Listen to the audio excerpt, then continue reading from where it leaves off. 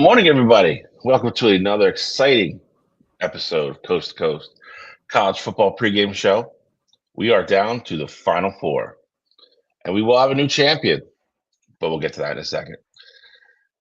Happy Saturday. Welcome back. Top left corner. I think probably a little disappointed this morning. My Buckeye brother from another mother, Mr. Cottrell Simpson. How are you, sir? You know, if you'd asked me that question 2 days ago, I think I would have had a different answer for you. But after having some time to really sit back and reflect, I feel a little bit. I feel a little bit better. You know, it could be a lot worse. I'll say that. I understand that. I do. Top right quarter. Think a guy who's probably very excited right now. Thinks he has a great chance to hang the banner finally. Mr. Oregon Duck, Mr. Alex Elmore, Mr. I Black. How are you, sir?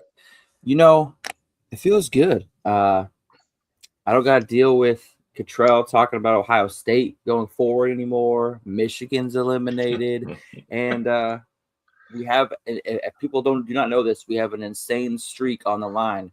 This is our third season on air.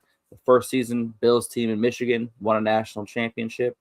Our second year, Cottrell's team in Ohio State won a national championship. And year three, my team, Oregon Ducks, are still alive for a chance to win the college football playoff. And also the fact that all four contestants have never won a national champion. We're going to have the first time national champion this year. That's exciting. Great for college football. And it's a beautiful Saturday, boys. So I'm excited to get into it. All those things are true, and we are going to get into all of them. We are going to have a new national champion, which is probably good for the game. Me and Cottrell would probably disagree, selfishly. But, a couple upsets, a lot of things going on kind of behind the scenes in college football right now. We're going to get into all that as well. We'll get into the portal. We'll do recaps, and then we got previews for 4 huge games next week. So 2 games, sorry. So, Alex, let's not waste any time, sir. Let's get into all the good stuff. Shotgun, DC right, flip 90, dig, on the center, ready? All right, welcome to another week of Break the Huddle, where we go over all the top college football news. Last couple weeks we started with recapping the games. This week I think we're starting to realize, the issues around the college football playoff scheduling. Obviously, the transfer portal opens. A lot of stuff has happened this week. So we're going to start with a quick video clip from Dan Lanning. He had a press conference the other day, having a chance to discuss his opinion on the college football playoffs, the dates. After the quick minute clip, we're going to have a little discussion about it. Put what you think in the comments, and let's keep this ball There's rolling. clearly a better way, and I think it really starts with the season moving up and the playoffs not having. How many days, Coach, is it for you between us and your last game? We played December 6th, and I'm 100% with him about moving the. Yeah, ultimately, in my mind, the vision for this should be, every playoff game should be played every single weekend until you finish the season. Ideally, the season, even if it means we start week 0 or you eliminate a bye, the season ends January 1st. This should be the last game. It should be the championship game, and then the portal opens. Then coaches that have to move on to their next opportunities get the opportunity to move to their next opportunities. Certainly, there's some conversation about when high school signing day should be. I think. So we will get into the whole high school signing day stuff. I think he brings up some very valid points. This week with Indiana winning, where they were the first team with a first-round bye to actually win the quarterfinal game after that bye. So they're 1-7 overall. Huge layoff for teams.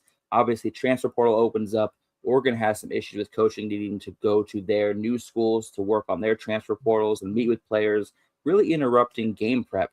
Cottrell, Bill, what's your guys' opinion on this? Does he have valid points as far as how the date should look? How do we fix this problem? So I think he has like a great point in the sense of like the timeline of the schedule. I mean, I think that's pretty much spot on. Like you really can't have a better schedule ultimately than that. I do think the one thing that I would kind of push back against though would be potentially eliminating buys. I think you also have to remember that these are still kids, like they aren't professional athletes. And if you're still putting them on a, 16, 17, 18 game schedule, essentially, if it, they go conference championship, run the playoffs and things like that, I do think it is important to still have the 2 buys in there because, you don't want the kids to break down ultimately there. But I love what he said, though, as far as ending the season on January 1st. Like, I think that would be a great time to do that. And honestly, I think keeping National Signing Day, you keep it the same. I think you could have it. I mean, it happens during the week anyway, so you could have it still be on a Tuesday or the Wednesday or whatever the case may be there, and it really not affect too much because I understand that coaches aren't going to necessarily be able to go to their new team until after that January 1st marker there, but we've seen at least right now, coaches are already doing double duty as far as getting kids to commit, getting kids on campus or trying to close deals and things like that. So I mean, I don't think it would be too huge of a distraction if the only thing these new coaches had to worry about was their high school signing classes when they go over to these new programs. Like I honestly think that would take probably 75% of the workload off of these coaches that are going to the new schools. We saw what Brian Hartline was doing, going back and forth to South Florida. We've seen what what's Tosh was doing at Oregon, going back and forth to Cal. Same thing with Stein, going back and forth to Kentucky. So I think it's a great idea. I would just caution about the whole bye week situation there because I do think the kids probably still need to go 2 bye weeks. I am dead on with Cottrell on this. The elimination of the bye week is a big thing for me. I don't like that at all. You look at the NFL, the way they structure everything now. Again, these are kids. They do still, for some part of this, depending on when their schools go on breaks and everything else. They still have to do academic stuff as well. So getting rid of the second bye week would be a no for me. If you want to move the season up a week, I don't think anybody's going to complain if we start getting college football in week 3, of August. I think it's going to say. I think they would have to allow the kids to come back a little earlier, so they could still have a full camp. But I don't think anybody's going to complain about that. We've all discussed this before, and I think we're all kind of in agreement. I don't know why they just don't keep the games on Saturdays. I hate that there's 2 teams that get sandwiched the night before every time. Like this time, it was Ohio State, Miami. The first week there was a Friday game. I don't like that. And I think again, I've said it before. I think you're placating too much to the holidays. And I think that's part of it. Like, I don't think you need to have 10, 11 days between each one of these games. So to his other point where just keep banging them out on Saturday, I completely agree with that. And I think you get the season done faster that way. I don't think it's that much of a change. I mean, that's what the kids are used to doing anyway. So adding all this extra time and having all these teams sit for 3 or 4 weeks, I think we've all agreed from the get-go it's not ideal. So I would say if you're going to skip 1 week, I think that's one thing. Like if you want to have the conference championship games, which would then kind of be, I guess, end of November, if you move everything up a week, and then you have everybody sit for 1 week, but then just start going Saturday, you still get done at the same time. So I think they're going to have to look at it seriously because I think with the championship schedule for what, like the 19th now or something like that. January 19th. Yep. Yeah, like it's nuts. It's nuts. And you just have all this time, and then you're going to finish. I think you're going Thursdays and stuff again, and then you're playing. And then we've talked at nausea about putting the national championship game on a Monday night, which I cannot stand. So, I definitely think there's tweaking to be done there, and I think again, I think it's good when coaches kind of with more pull and a louder voice, like Dan Lanning, and I know Kirby's talked about it before, and a couple other big names. That tends to get people to start listening. So hopefully you see some kind of change. I don't like the schedule now. I hate waiting 10, 11 days between games. There's no need for it. This isn't the old days where kids are getting on buses. They're playing the game. They're getting on a plane. They're back on campus either that night or the early next morning. So, I think everything else can be worked around that. So I really pretty much across the board agree with Cottrell.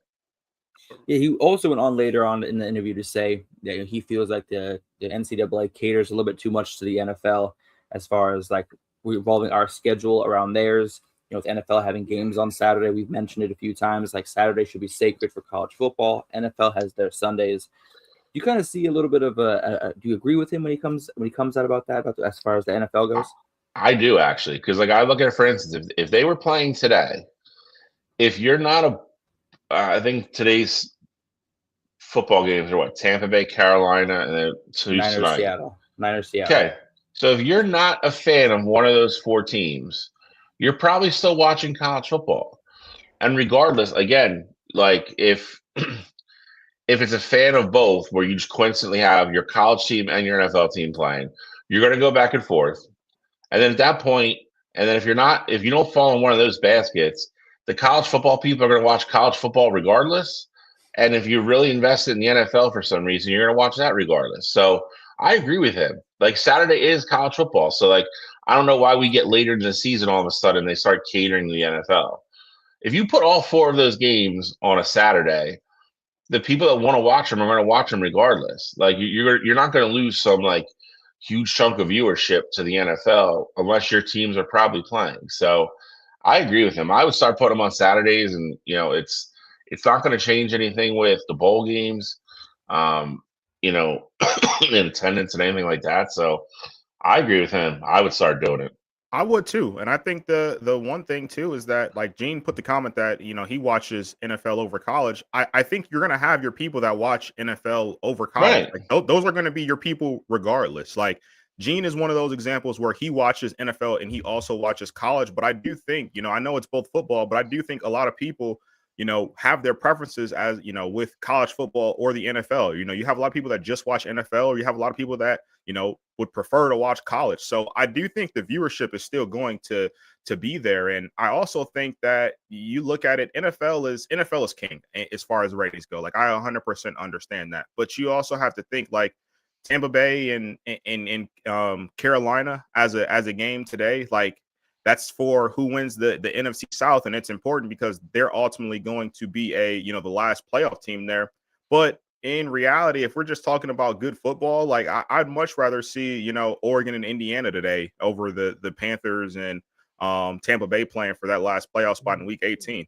And I think the other part that you kind of have to think about too is the fact that I understand that these are two games in this situation where on the NFL side, where they're going to ultimately decide playoff positioning and what team gets into the playoffs. But there's a lot of games on Sunday where they don't matter at all. So you could easily get put in a position where you're going up against games in the NFL that don't matter. Look at how many backups played on Christmas Day. Like, and I get it, the ratings for Christmas were still great for the NFL, but like, look at how watered down that product was, in my opinion. I think if you're going to go up against, I think you can go up against the NFL and your viewership is still going to be there if the games are what they have been. I think the college football playoff has done a great job of, with this expansion at least, you're seeing that it should have always been more than just those four teams, because last year you had all four of the teams that had the bye went home. This year, three of those four teams went home. So it's clearly more than just the top four teams, ranked at the end of the year there. So I would give it a shot and see ultimately how it goes, because the way that it is right now is ultimately broken. And so I don't know. Maybe worst case scenario, you think about putting a couple games on Friday and a couple games on Saturday, but I don't think it would be, this crazy thing if they decided to, put, one or two games up against the NFL, or even just try to, mix them in with that NFL schedule and try and sneak one in before or sneak one in after.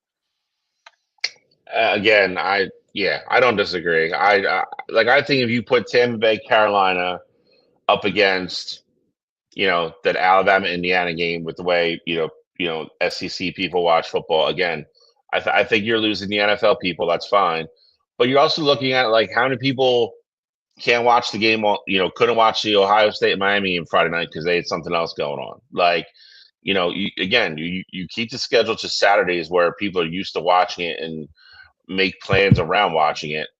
I don't think the numbers dip that much. I really don't. So, and I think overall, I think college viewership and fans in general will be a lot happier not having to be like, oh, my team's going to play Wednesday this week. Oh, next week they're going to play Friday, and then the week after that, oh, now they're back to a Saturday.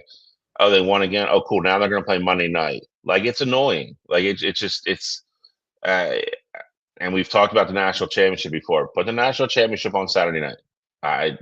Again, if you're going to, if you're not watching your NFL team, or you're not a person like Gene, you're going to watch it. And anybody who's a college football fan, who's a fan of not even either of those teams, they're going to watch it anyway. So I don't see the big drop or the big dip. I wish they would do it, because keeping going again, try to make plans like the middle of the week and like just revolving your schedule around stuff. It changes year by year by the day. It's annoying. It's frustrating. And I think the other part of that too is that there's going to be a year where if you don't change and things kind of go status quo, there's going to be a year where, New Year's Eve or New Year's Day falls on a Saturday and a Sunday, and you're going to have to go directly against the NFL anyway. And so, that particular year, your ratings are just going to be down. You're going to say, you're okay with it, or you're going to give up on the tradition of having those games on New Year's Eve and New Year's Day. And you're going to be like, oh, well, the NFL's playing that day, so we're not going to throw games on. I think the NFL has done a great job of, putting themselves in a position that no matter what, people are going to watch. But I also think, the way that they've taken over Christmas from the NBA, the way that they've been able to put games on really anytime they want to. Like last week, I think we had a game on Thursday, we had games on Saturday, and we had games on Sunday. Who's to stop the NFL 1 year from saying, you know what, we're going to start having games on Wednesday. We're going to start having games on Friday. Like, I just don't think you can, ultimately put yourself in a position where you're just at the mercy of the NFL and their schedule. So I would give it a shot. And if this ultimately fixes the whole transfer portal window and fixes coaches leaving and coaches not being available and, players who could potentially play in these playoff games, a shot to not hit the portal until the season's over, then, so be it. Like, to your point, next year, I'm curious to see what they're going to do. Christmas and New Year's Day both fall on Friday next year. So they're not going to play games on Friday. So they're going to move the slate to Saturday anyway. So that's what I mean. Like, they know, to your point, they know they can do it when they want to. I just don't know why they don't. So, and I guarantee you, with it being the day after Saturday, their ratings will be just as high, if not higher, as they usually are. So here's what I say: is there's enough pieces of the pie for everyone to get a slice. correct. Right? So with growing up, it was always obviously recently as of recent years they've put NFL on Thursdays and all that stuff. But when I grew up, it was high school was Fridays, college football was Saturdays, NFL was Sunday and Mondays. Like that was the schedule I grew up with, and there were no issues. Now, I see in the comments a lot of people talking about greed and the NFL playing on Christmas Day, which I always thought of as an NBA holiday. Thanksgiving, NFL is king. So there's just a lot of moving pieces. There's enough days in the week where everyone can get a nice piece of the pie. I just thought he brought up some great points about the schedule and how it can be adjusted to benefit the coaches, the players, and even the fans. So I think we will see a change, maybe even this next offseason as far as scheduling goes and all that. But I just really want to touch base. I'm glad that we got your guys' opinions on that. Let's take a quick look at what the national championship picture looks like right now. Obviously, we had the quarterfinal game this last week: Alabama, Indiana, Texas Tech, Oregon, Miami, Ohio State, and Georgia, Ole Miss. Where do you guys want to start? I mean, we're not going into recaps right now, correct? No, we can save those for later if you want to, or we can. Okay, that's fine.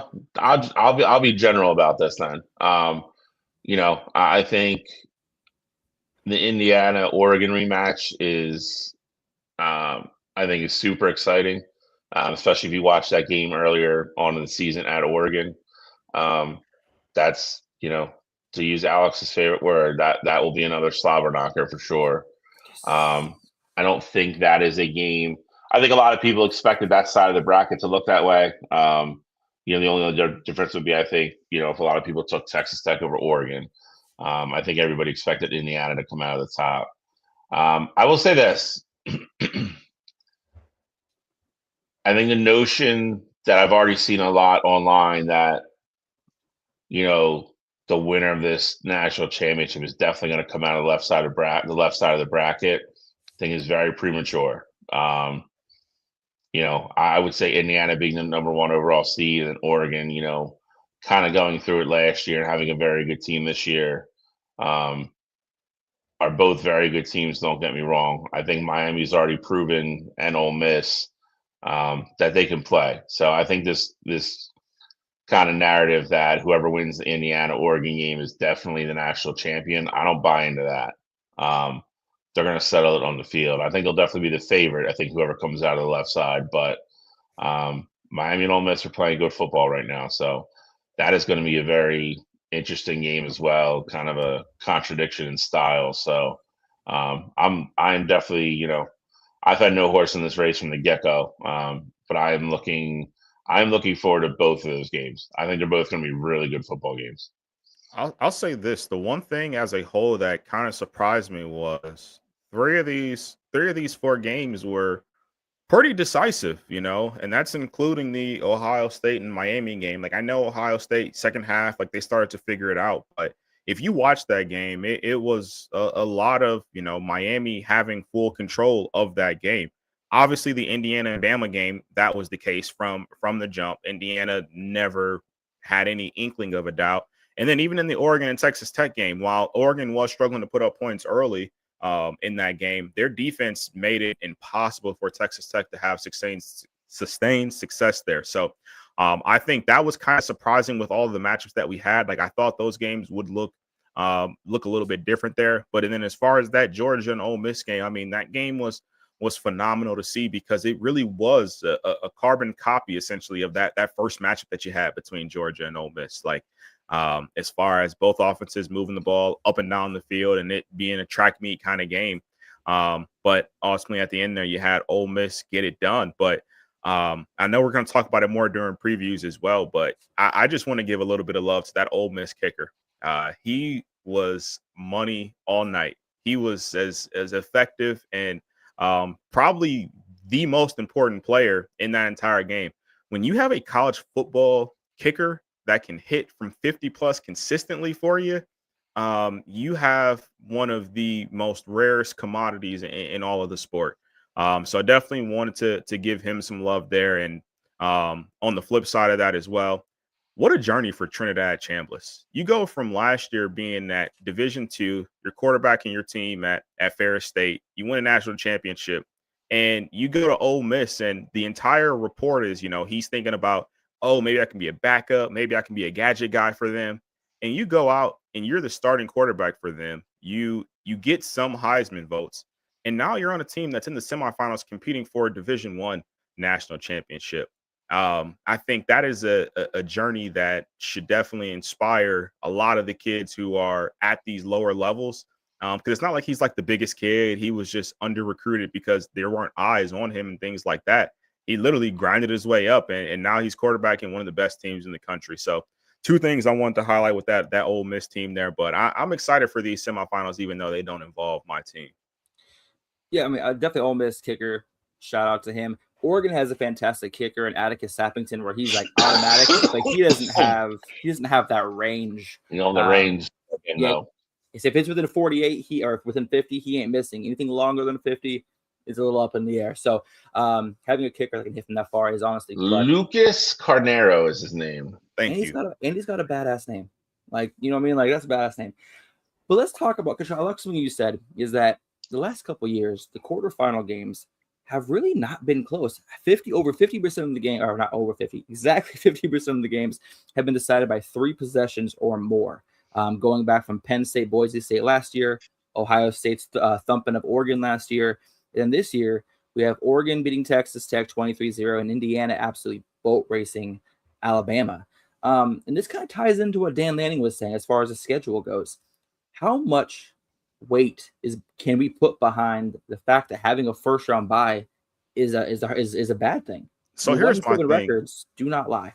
So here's my thing. I was honestly so far behind it. I was like, yeah, man, those buys are detrimental. Like, the proof is in the pudding. But then I go out and I see Indiana take care of business against a Bama team who had just beaten Oklahoma the previous week. And I know we had talked about Bama's offense struggling and things like that, but we saw them have success against Oklahoma. I think for me, I would feel slightly different if I had saw that Alabama and Oklahoma game where it was just this,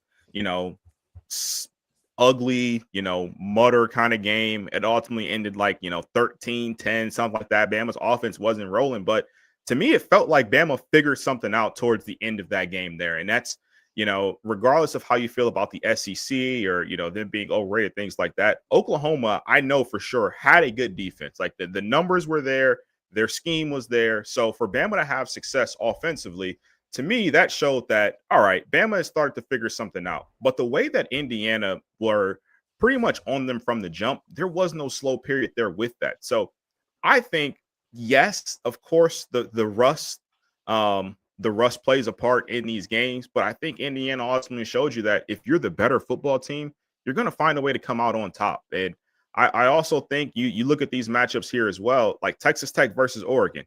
Oregon was the favorite in that game. And again, I don't think we expected the overall game to look like that, but a lot of people thought Oregon was just the better football team. You look at Georgia versus Ole Miss. You saw the first time that they played, they blew, they gave up 17 points in the fourth quarter to lose that game in the regular season. People could argue that Ole Miss was the better football team, to begin with. So and then Ohio State, Miami, I do think we came out a little flat.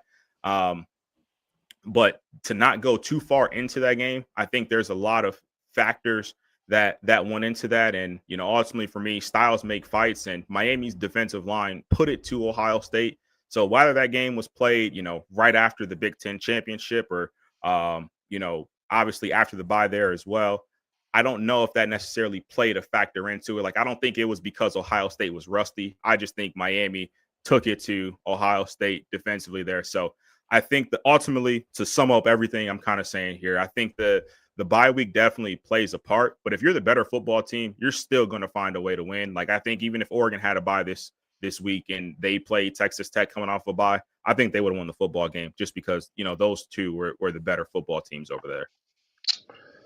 I think listen, I think there's some truth to what you just said. I'm not putting all my stock in Alabama, who was already a 3-loss team coming in, and kind of struggled down the stretch. Oklahoma kind of did too.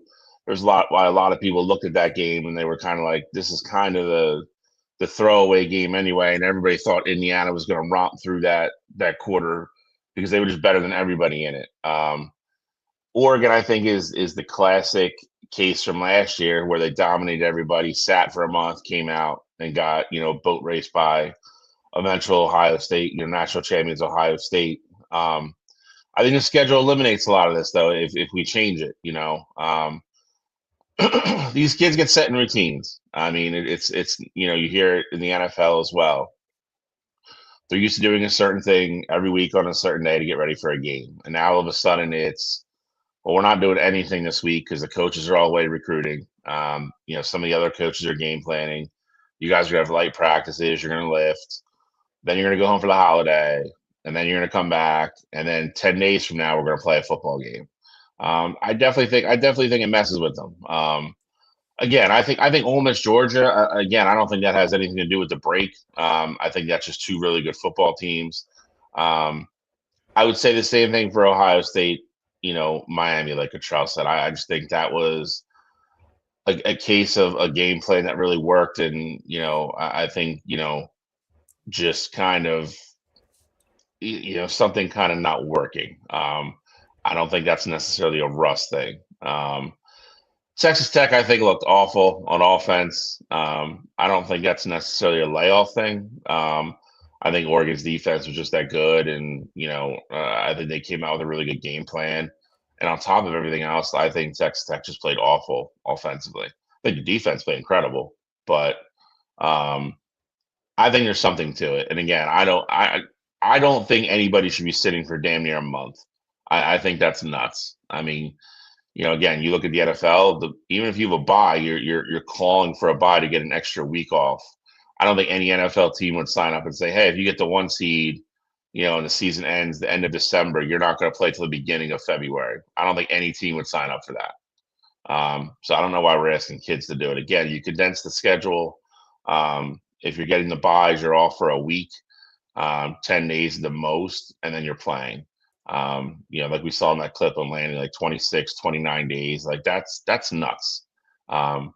you could only plan and prep and do so much, and then again, you have the luxury of sending your kids home for Christmas and doing other things where other teams might not, and giving different kind of breaks, and it ruins your routine, and you could tell the kids get out of whack. Some teams bounce back really quick, other teams don't, and they just never find it. They lose the game speed and all that kind of stuff, and it is what it is. But uh, I look at it in a bigger picture as well. That's why I don't want to go past 12 teams. Like you're going to have these results regardless, because you're again, Oregon was the 5. You know, if they don't have that one loss, they're a top 2 or 3 seed. Indiana was the number 1 seed all year. Well, not all year, but went undefeated.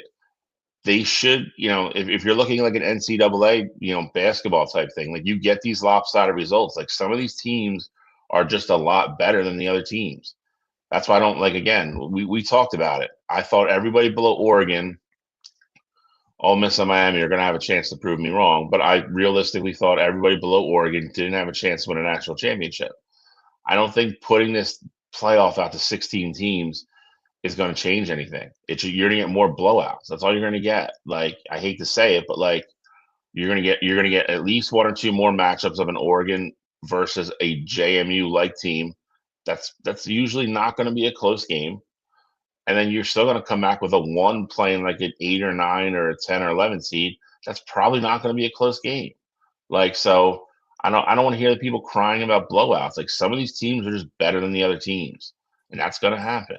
So, and again, I haven't heard shit from a Notre Dame fan the last 2 weeks. All of a sudden, oh, Miami shouldn't have got in. They shouldn't have got in front of us. And now all of a sudden, I can't find a Notre Dame fan, anywhere. So, sometimes they just get it right, and it looks like they did. Like again, you got Miami, Ole Miss, and 2 Big Ten teams. So I mean, it's yeah. It's them getting it right. I think is my like pretty much major takeaway from this year's college football playoff. Because like regardless of how you feel about JMU and Tulane, if Virginia would have taken care of business, like we said it before, if Virginia takes care of business, they're in and JMU's not in, and you're seeing Virginia versus Oregon anyway. And then Tulane being in, I mean, you have to give at least one of the group of 5 schools a shot there. So I think this was just one of those off years where you had 2 group of 5 schools ultimately making it there. But Miami has clearly showed that they belong there. And even if you don't necessarily think that Bama belonged in that spot after losing the SEC championship game, at least them winning 1 playoff game this year kind of validates that. So I think the committee got it right this year. And I think this year's playoff should show you that 12 is probably the exact perfect amount.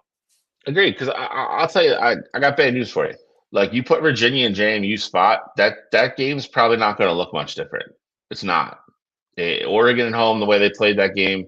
Again, JMU played their hearts out. They didn't send the firepower to stay in that game. But if you've watched Virginia play this year, they don't either. So, would Oregon been up by 30 at the beginning of the 4th quarter? Probably not. But I bet you they're probably up by 3 scores still. Like that the outcome of that game wasn't going to change. And like you said, you're putting a group of 5 in every year, no matter what. So this year it was Tulane. Everybody loved Boise State. We all liked Boise State last year. Yep. But they went to Happy Valley, and you saw the difference. Genty couldn't do anything. Like you saw the difference in the talent and the strength of the teams. That's what you're going to have. It's like I don't know if we're ever going to have I mean, again, we have a chance to do it this year with Miami. Ole Miss being a 6 seed, I don't think is crazy. Winning a national championship, especially coming out of the SEC. But I don't know if we're ever going to have an 8, 9, or 10 seed win one of these things. I don't. What we did last year. Well, yeah, but I'm just saying. It's such a one-off with the way the seeding thing went. But I don't think anybody would say Ohio State was the 8th best team last year going into that playoff. I agree. That's all I'm saying. You look at these on paper. Again, even everybody, literally everybody said if Ohio State can get past Oregon, they're probably gonna win the national championship. That was they were one of the betting favorites. They had to get past Oregon. Nobody was putting their mortgage on Miami this year. But so I agree with you. I'm just saying that I ultimately think, you're going to have years where teams lose games early, and they lose maybe one, maybe two games, and you have other teams that go 11-1 or 12-0, and you get a really good team that falls into that, 8, 9, 10 seed. Like I think if we're looking at it now, Georgia easily, and granted, they're probably a bad example because they were on the 3 line, but Georgia easily could have been a 2-loss team this year. And, that would have probably put them somewhere on the, 7, 8, 9, 10 line. And again, I know they lost to Ole Miss, but Georgia was 100%. We talked about it before the playoffs started. Georgia was 100% one of those teams that could have won a national championship this year. So I really just think it's all about how things fall during the regular season. And I disagree with the point about 7, 8, 9, 10 seeds can't win, or you probably won't see it happening. I think that is kind of been proven already with this, and even seeing Miami kind of having their success they're having this year. But ultimately, though, I think it's really all about styles and how the breakdowns happen. If anything, I think this is just showing that. I looked at that Oregon versus Texas Tech game in Hard Rock, and I walked away thinking that it is a crime against humanity that those second round matchups are not played on a college campus. Like those stadiums would absolutely be rocking. And I get it. You want to have your major bowl games every year, and you don't want the Cotton Bowl or the Rose Bowl to get shut out. But maybe you do a revolving schedule where, like, 1 year it's these 2 bowl games that get it done, and the national championship is always at X spot, whatever the case may be there. But I think we're really being done an injustice by not having those second round matchups on these college football campuses, because especially how some of these games went, like those atmospheres would absolutely be electric. I think Dan Lanning even said it too, that he felt this game, I mean, obviously he didn't want it to be, but he said he felt this week should have been in Lubbock. He felt last year's Ohio State-Oregon game should have been in Eugene. He's been a kind of an adamant fan that up into the semifinals, games should be on college campuses. So I definitely do not agree with that at all. You'll lose games. That's the problem. We went, I don't know if anyone remembers, but like one of the things that held this up from the get-go was them negotiating with the Rose Bowl because they want they want it on their day in their time slot. And originally the college football playoff wasn't going to be able to guarantee that having a middle game there all the time. And they were like, all right, well then you're just not using us then. And it got pretty contentious. So I think you start telling the Rose Bowl and Fiesta and all them, hey, we're going to rotate you out every 2 years and you're going to sit for 2 years. I think some of them would pull back. So I say this though, Gene. I mean, not Gene, Bill. To that point. Goodbye. to that point, I say, well, the Rose Bowl will no longer be housing a home team for the college football season right now. So if it is your idea that you're gonna go up against the NCAA and they say, hey, we want to rotate you guys out every other year, I think the Rose Bowl should be one of those ones that's there no matter what. But if they ultimately say, hey, we want to rotate you guys out every other year, take it or leave it. If the Rose Bowl leaves it, what revenue are they bringing in from that stadium? Yeah, I mean, but I think sits dormant pretty much most of the year anyway. Exactly. So I'm saying, like, I don't really think they have a leg to stand on right now to really complain. The only pushback I would give you is there's a huge push, I think, within the system as it is now, that people want the national championship game played there every year. I'd be okay with that. So would I. And I think if you handed them that, I think that would be a different story. But listen, I'm not gonna lie, dude. Like, if I'm watching a college football playoff every year, there's no Rose Bowl. That's weird to me. Like, because I feel like we've already no, hold on. The only reason I say that is we've already stretched. Like, listen, the Orange Bowl, the Sugar Bowl, the Fiesta, and the Rose were always the big four. All right. The Cotton Bowl got thrown in there because Jerry Jones said they could use that stadium. So now the Cotton Bowl the Cotton Bowl was never one of the big four, and neither was the Peach Bowl. Peach Bowl got thrown in because Chick-fil-A got behind them and like, cool, here's all your money. So like those two got to be the first to go. So after that, I think you have to find a way to make the other 4 happy. If you can do that, then I'm completely okay with it. I agree with you. I would rather have the second round games. I think because if you are a top 4 seed, I think one of the thing like I think it's like again, you look at Indiana, like they were the number 1 seed. They didn't play a home game. Like that's nuts to me. I think the first 2 rounds, I'm in full agreement. I think should be on home campuses. Especially like if you're in Indiana, you're like, cool, you're gonna make me wait a month, but then you're gonna make me get on a plane and go play somewhere. Like, no, like I want to play at home. Like, I'm in full agreement with that. I just think you have to protect those big 4. And if that means the Cotton Bowl and the Peach Bowl just go back into the natural normal rotation with, hey, you get the 3rd place SEC team versus the 3rd place Big Ten team, and you play that every year, Dallas or whatever, or however you want to do it. I think that's what should happen.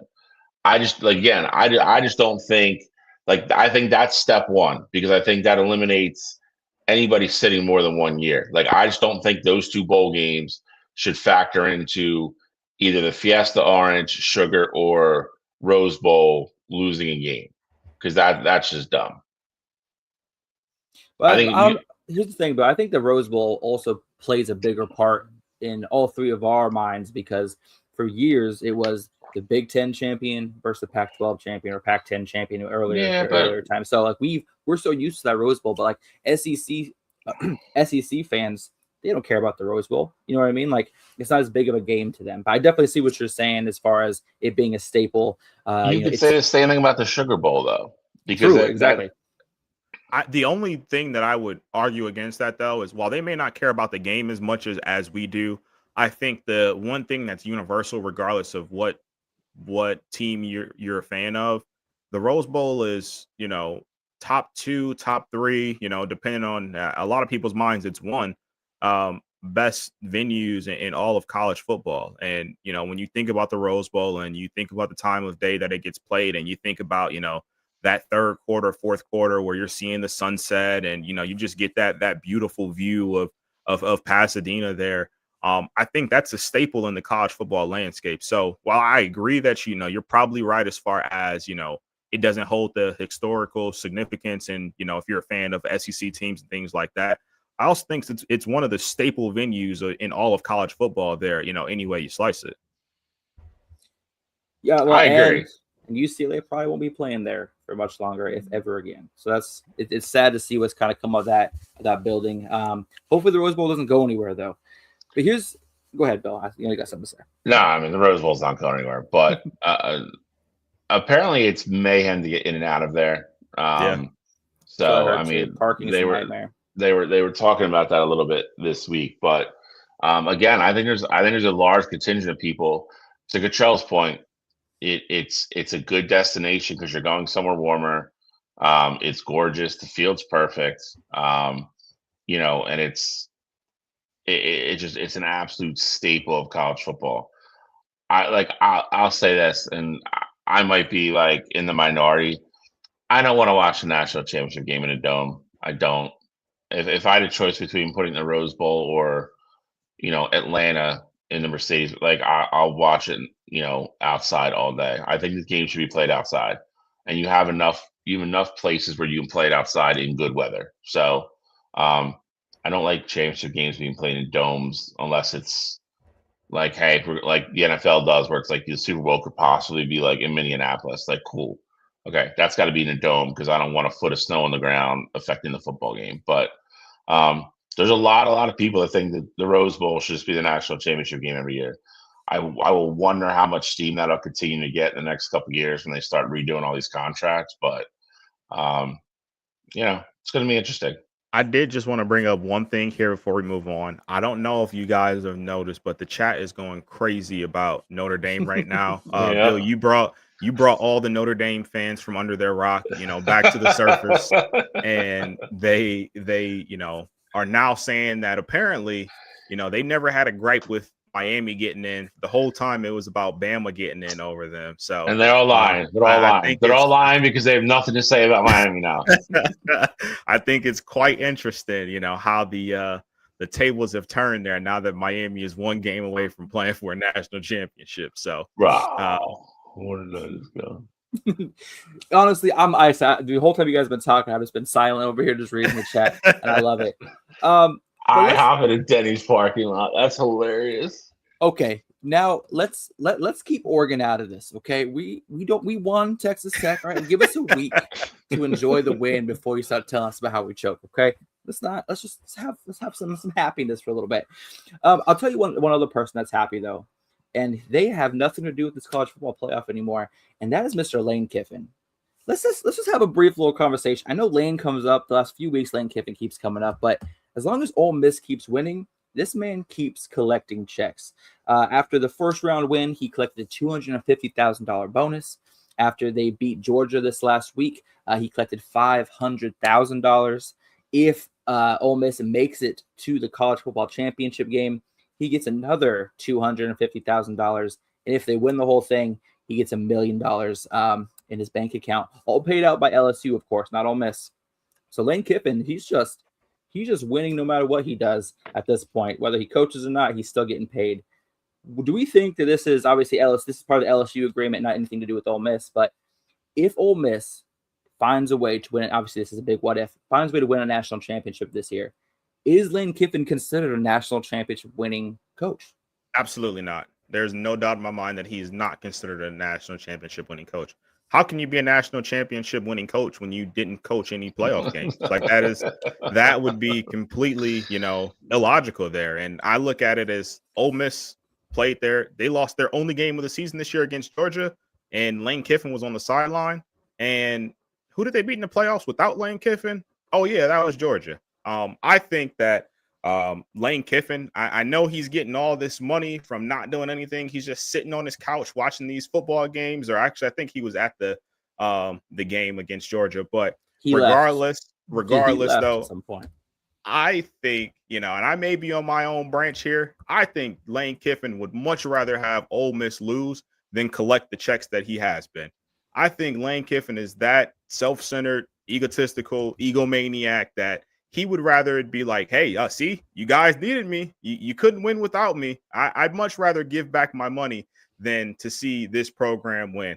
And I think, you keep hearing players talk about him like after he's been gone, and they're like, oh, we're not thinking about Lane right now. Or they came out right after it was announced that he was leaving to go to Ole Miss. And, Lane Kiffin has said that the players were fighting for him to be there to coach in the playoffs. And a lot of players were like, well, we were in those meeting rooms, and that's not what happened at all. I 100% think that he's just trying to save face and be like, oh, yeah, I got Ole Miss's back. Like, I'm rooting for these guys to win and all this stuff. When in reality, I think after that relationship ended and they didn't allow him to coach in those playoff games, I truly think he's rooting for their downfall. And he is pissed that they keep finding ways to win football games, because Lane is already rich. Of course, it never hurts to have more money or get money to not do anything. But I 100% believe that if he had it his way, if it was $250,000 or Ole Miss losing so that he could be like, I really think we could have won if I was the coach, I 100% thinks he chooses the latter there. I don't disagree. I feel like I could picture Lane Kiffin sitting in his man cave at home watching them win and throwing shit against the wall and everything. Listen, I said this in the chat as a joke, but like Ole Miss goes and beats Miami again and makes it to the final. Like if I'm LSU, I'm like, do we spend money on the right guy here? Like this guy left and then they just ripped off 3 straight playoff wins with their defensive coordinator. It's getting dicey. I made the joke, if they win the national championship, I would not give him a ring. I don't think there's any recourse. I don't think there's any recourse he would have to make them give him one. And I'm absolutely holding the ring ceremony when LSU comes to town next year, to fire that place up even more. And hopefully, you get somebody to, just go absolutely nuts. I can't wait. That's probably the number 1 game on my list for next year, for like eagerly awaiting. I told you I'd give him the replica. I'm a Lane Kiffin fan. The real one. Yeah. I'm a Lane Kiffin fan. But to just this comment, it's actually funny. Lane Kiffin did go to the LSU women's basketball game minding his own business, and it was LSU women's basketball team's first loss of the season with him in attendance. So not a good look or start for LSU. Get used to that. Here's what I will say, though. People in the comments were asking if he would get a ring. It is up to the championship winning school to determine who gets the ring. Someone also in the comments said that Jim Harbaugh got a ring. Jim Harbaugh also left Michigan on much better terms than Lane Kiffin. He coached the whole playoff. I was going to say Jim Harbaugh also was exactly. Jim Harbaugh missed 2 regular season games. He coached 13 of the 15 games. I was just addressing the comment that like Jim Harbaugh got one because he had a little bit of totally different situation. However, Bill, I don't agree with you. Like Lane Kiffin didn't coach in these playoffs. However, he did coach these guys from day one of practice through the entire season, earning them the right for the college football playoff. So you can't say, I don't think LSU is looking at this like, oh, we hired the wrong guy. No, he coached an entire team to become successful even after he left, and he remained successful. So Alex, I think that's a great point. Like I think what you're saying is spot on, but I also have to think you have to think about where he's going. So if LSU hired Brian Kelly, they didn't make the playoffs once while he was there. So like that's already a problem. But if Lane goes there, let's say they make the playoffs, this was the first time that Ole Miss made the playoffs under Lane Kiffin. Huge success for them. People are saying that this might be the best team in Ole Miss history. At LSU, making the playoffs is not going to be the barometer. It has to be winning a national championship because that's what they hired Lane Kiffin in to do. So I think even if Lane goes there and he makes it to the playoffs in, 3 years in, and they're consistently make the playoffs, if they don't find a way to bring home a national championship, I think LSU is looking at that hire as a failure because that's what the standard is there. There's few schools where the standard is a national championship, year in and year out. And LSU is 100% one of those, even though they haven't been in that territory in a few years. They're one of those schools that they went out, they spent the money. They said, hey, we're going to give you a $25 million roster. We're going to sign you to this $90 million contract. We're going to pay you your playoff money, even though you're not at the school coaching there anymore. I think LSU went all in with Lane Kiffin, and winning playoff games is nice. Making the playoff is nice, but the standard will be to win a national championship. Yeah, and that's definitely exactly why he went there. It's kind of funny that Lane Kiffin left Ole Miss to have a better opportunity to win a national championship, and Ole Miss might have been that spot the whole time. I like Lane Kiffin. It's just watching it all. And that's what happens when you do things based on money. There you go. Speaking of money and doing things based on money, Bill, that was the perfect segue. It's transfer portal time. Right? People are transferring, trying to make some more money. Obviously, transfer portal opened yesterday. I just had the number up. We have officially set a record. Last year, 1,800 kids, football players, entered the transfer portal in the first week the transfer portal opened. In the first 2 days, we're up to 2,500 athletes have entered the transfer portal, up 23% from last year's 1 week numbers, and we're only on day 2. The transfer portal, man, it's taking over college football. Obviously, we're seeing how the transfer portal can affect these playoff teams and how certain players can be that missing piece. You look at Indiana with Fernando Mendoza. You look at Oregon with Dante Moore. Obviously, Ole Miss, Trinidad Shameless, and Miami, Carson Beck. All 4 teams with transfer QBs.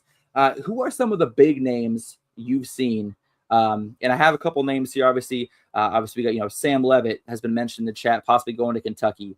Brandon Sorsby, Drew Mestamaker, who's crystal ball to Oklahoma State as of right now. We got DJ Lagway. I mean, who is the biggest names that you guys have an eye on right now in the portal? Who can make the biggest difference next year that these 4 QBs in the college football playoff have made this year? For me, I think the 2 that immediately come to mind are, of course, Sam Levitt is one of them. He has the experience. He's played in the playoff before. He was at Arizona State. Like, we know he has talent. But to me, I think the 2 biggest, wild cards in this whole thing are DJ Lagway and Dylan Raiola. I think both of them, we know what arm talent they have, but they've both underperformed the programs that they were at. I think if they go to the right situation, maybe we see them, maybe have a Dante Moore-esque kind of run. Let's not forget, Dante Moore was also a former 5-star kid that kind of flamed out at UCLA with Chip Kelly, who was, widely considered a great offensive mind. It took him going to Oregon, sitting a year behind Dylan Gabriel, and just kind of learning the position, the nuances of what makes quarterbacks successful. And then he went out and had a Heisman-esque kind of year. So I think those two, Rayola and Lagway, they probably have the most talent of any QB in the portal right now. But ultimately seeing where they land, I think, could potentially be huge if they go to the right person there. I think another one is Deuce Knight. Deuce Knight left Auburn, another 5-star kid, where I think he has a ton of potential. And the one game that he played, he put up 600 yards total offense and looked absolutely amazing while doing so. But for me, like those are the ones that immediately come to mind that I think could potentially have a, season-altering impact on their team. Yeah, the hall of quarterbacks and the hall of quarterbacks that are big name quarterbacks that are in the portal already is very intriguing. I agree with Cottrell. I think DJ can absolutely turn a program around if he goes to the right place, gets the right coaching, and also has the right mindset and attitude, like a Dante Moore did. We already mentioned Deuce and a couple of the other guys. Levin's the interesting one for me because I feel like he's a little bit more polished than everybody else already. Like Cottrell mentioned, he's already made the college football playoff as a true freshman. I think he's a guy that can go to a team, plug and play really easily, and either keep a team in the top or make a team better very quickly. I think we'll start seeing running backs soon. I know I saw 2 Alabamas, lower down the depth chart guys are already in. It's going to be, I think it'll slow down after probably this weekend. After that, I think the only other chance you have for big name guys are probably guys that are still playing. After that, I feel like you probably know if you're going or not. But 2,500 kids is nuts, man. That's 25 football teams. Like that's insane. And then, Bill, you were saying yesterday that Sam Levitt entered the portal, but that he had a do not contact tag on his portal. I right? didn't. I Was Cottrell, said where I thought he was going. Cottrell said I that. didn't. Yeah, I didn't know about that part of it until yesterday because when he originally entered, I feel like that didn't get reported. So I guess he knows where he's going. Well, technically Cottrell. didn't enter until yesterday. The portal opened yesterday. Yeah, so I mean, people didn't know. Like, you don't know until they're in the portal if they're going to have that do not contact tag. But yeah, everything that I saw said Sam Levitt is officially in the portal, and he had that do not contact tag on him. So clearly his decision is already made. And, I kind of felt that way from the comments that Dillingham had towards him, before their bowl game and, the questions about is he going to play or, where's that at? And he kind of already said like, hey, we wish him the best moving forward there. And at that point, it wasn't even reported that he was in the portal. So I think they had probably had the conversations of, where he was going to go. And so I think that's pretty much been a done deal. But one thing I did want to bring up, though, is that we do have a crystal ball prediction for a quarterback that we talked about earlier this year in the show, who is potentially one of those group of 5 schools that we thought were going to have a shot to make the playoff. And that's Byron Brown. So he hit the portal from USF, and it looks like he's going to be headed down to Auburn to play in the SEC. Well, Auburn lost both of their starting quarterbacks. With Deuce Knight entered the portal, and then so did who was their starter before him? I can't remember. Jackson Arnold. Your boy. Ashton Daniels also entered the portal. So Auburn's losing their quarterback room. I think one of the big crystal balls that I have noticed that's really kind of grabbed my attention is Josh Hoover from TCU. Big arm, big time. He's a big time quarterback. He's crystal balled 100% to Indiana. Josh Hoover replacing Fernando Mendoza. I think that's a fantastic move on Indiana's part. Same with Rocco Becht. Obviously, with the coaching change, he's also slated to go to Penn State. I think those two could play a huge factor in how the Big Ten kind of plays out next year. Obviously, Penn State had some iffy quarterback play this last year, obviously with injury. I think Rocco Becht's been that guy who really just knows how to win, goes out, plays his heart out. He's a great teammate guy. And then Josh Hoover, Indiana, I think he's a better quarterback in my mind than Fernando Mendoza is. So I'll be curious to see what Curt Cignetti can do with the Josh Hoover, that offense as well. So Indiana's here to stay, people, and that's pretty scary for the rest of college football. And then I also think too, I see Rich had a comment here. Cam Coleman going to Texas. I think this receiver group that's currently in the portal has a chance to be really special too. You got Cam Coleman, you got Nick Marsh. Like those are two high profile guys who I 100% think can be game changers for a new team there. I know Michigan had a couple kids that were started. I think Samaj Morgan, he hit the portal, Bill. Yep. Um, and Mr. so Drop, I Mr. Drops. yeah, I don't think he's gonna be a big time addition, but I think on the top end though, like Cam Coleman is 100% one of those guys that can absolutely change the course of a team. Like you look at what KC Concepcion did at Texas A&M. Like I think he can have that kind of impact for a Texas, or he's thinking about going to A&M as well there. So definitely a couple names I wanted to bring up, and I think the only other name that or two other names that I've kind of been monitoring to see where they're going to go. Chaz Coleman from Penn State, true freshman edge. He's taken a few visits. Looks like Tennessee and LSU have the inside track towards him right now. I think he can be special depending on what program he goes to. And then Coy Parrish from Minnesota, one of the best safeties in the country. He's leaving Minnesota, hit the portal. I'm very curious to see where he lands because I think he can have a big time impact. And just like Dylan had for you, Alex, at Oregon, I think Coy can have that kind of impact at, whatever new program he finds himself at. Bill, is there anybody from Utah that you kind of keeping your eyes on that you might want to come over to Michigan? I mean, there's been a couple rumors already. I've gone blind looking at stuff with the portal between Utah and Michigan already, and trying to keep up with obviously all like the big national names. I think it's pretty much a done deal for, and I can't think the kid's name. The D lineman. I think he's going to end up at Michigan. I think there's probably a safety or two coming, and I think they're going to bring an offensive lineman or two as well. So, I think the one thing that I think a lot of people were excited about with Whittingham is he's not going to build the team much differently than it was built the last 5 or 6 years. So, if he's going to take all the high end kids from Utah and bring them, then so be it.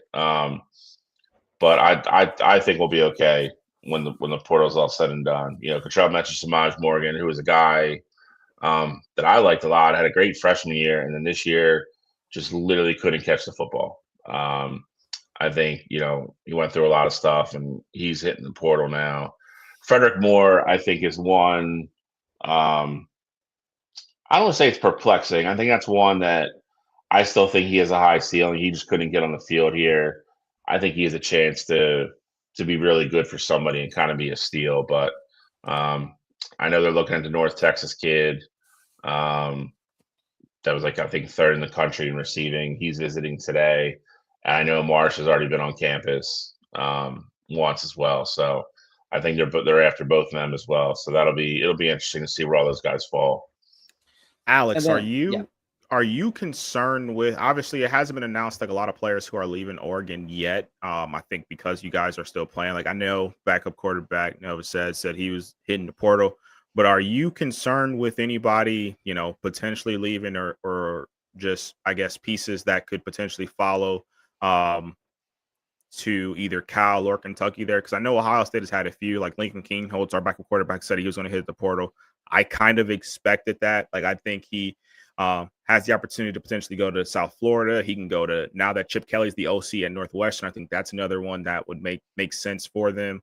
We lost one of our starting running back from week one, James Peoples, is also decided to hit the portal. Like, again, I think, Chip or going down with Hartline can make a ton of sense there. Are there players that you think could potentially hit the portal where you kind of see them, they're in a backup role or they were a starter?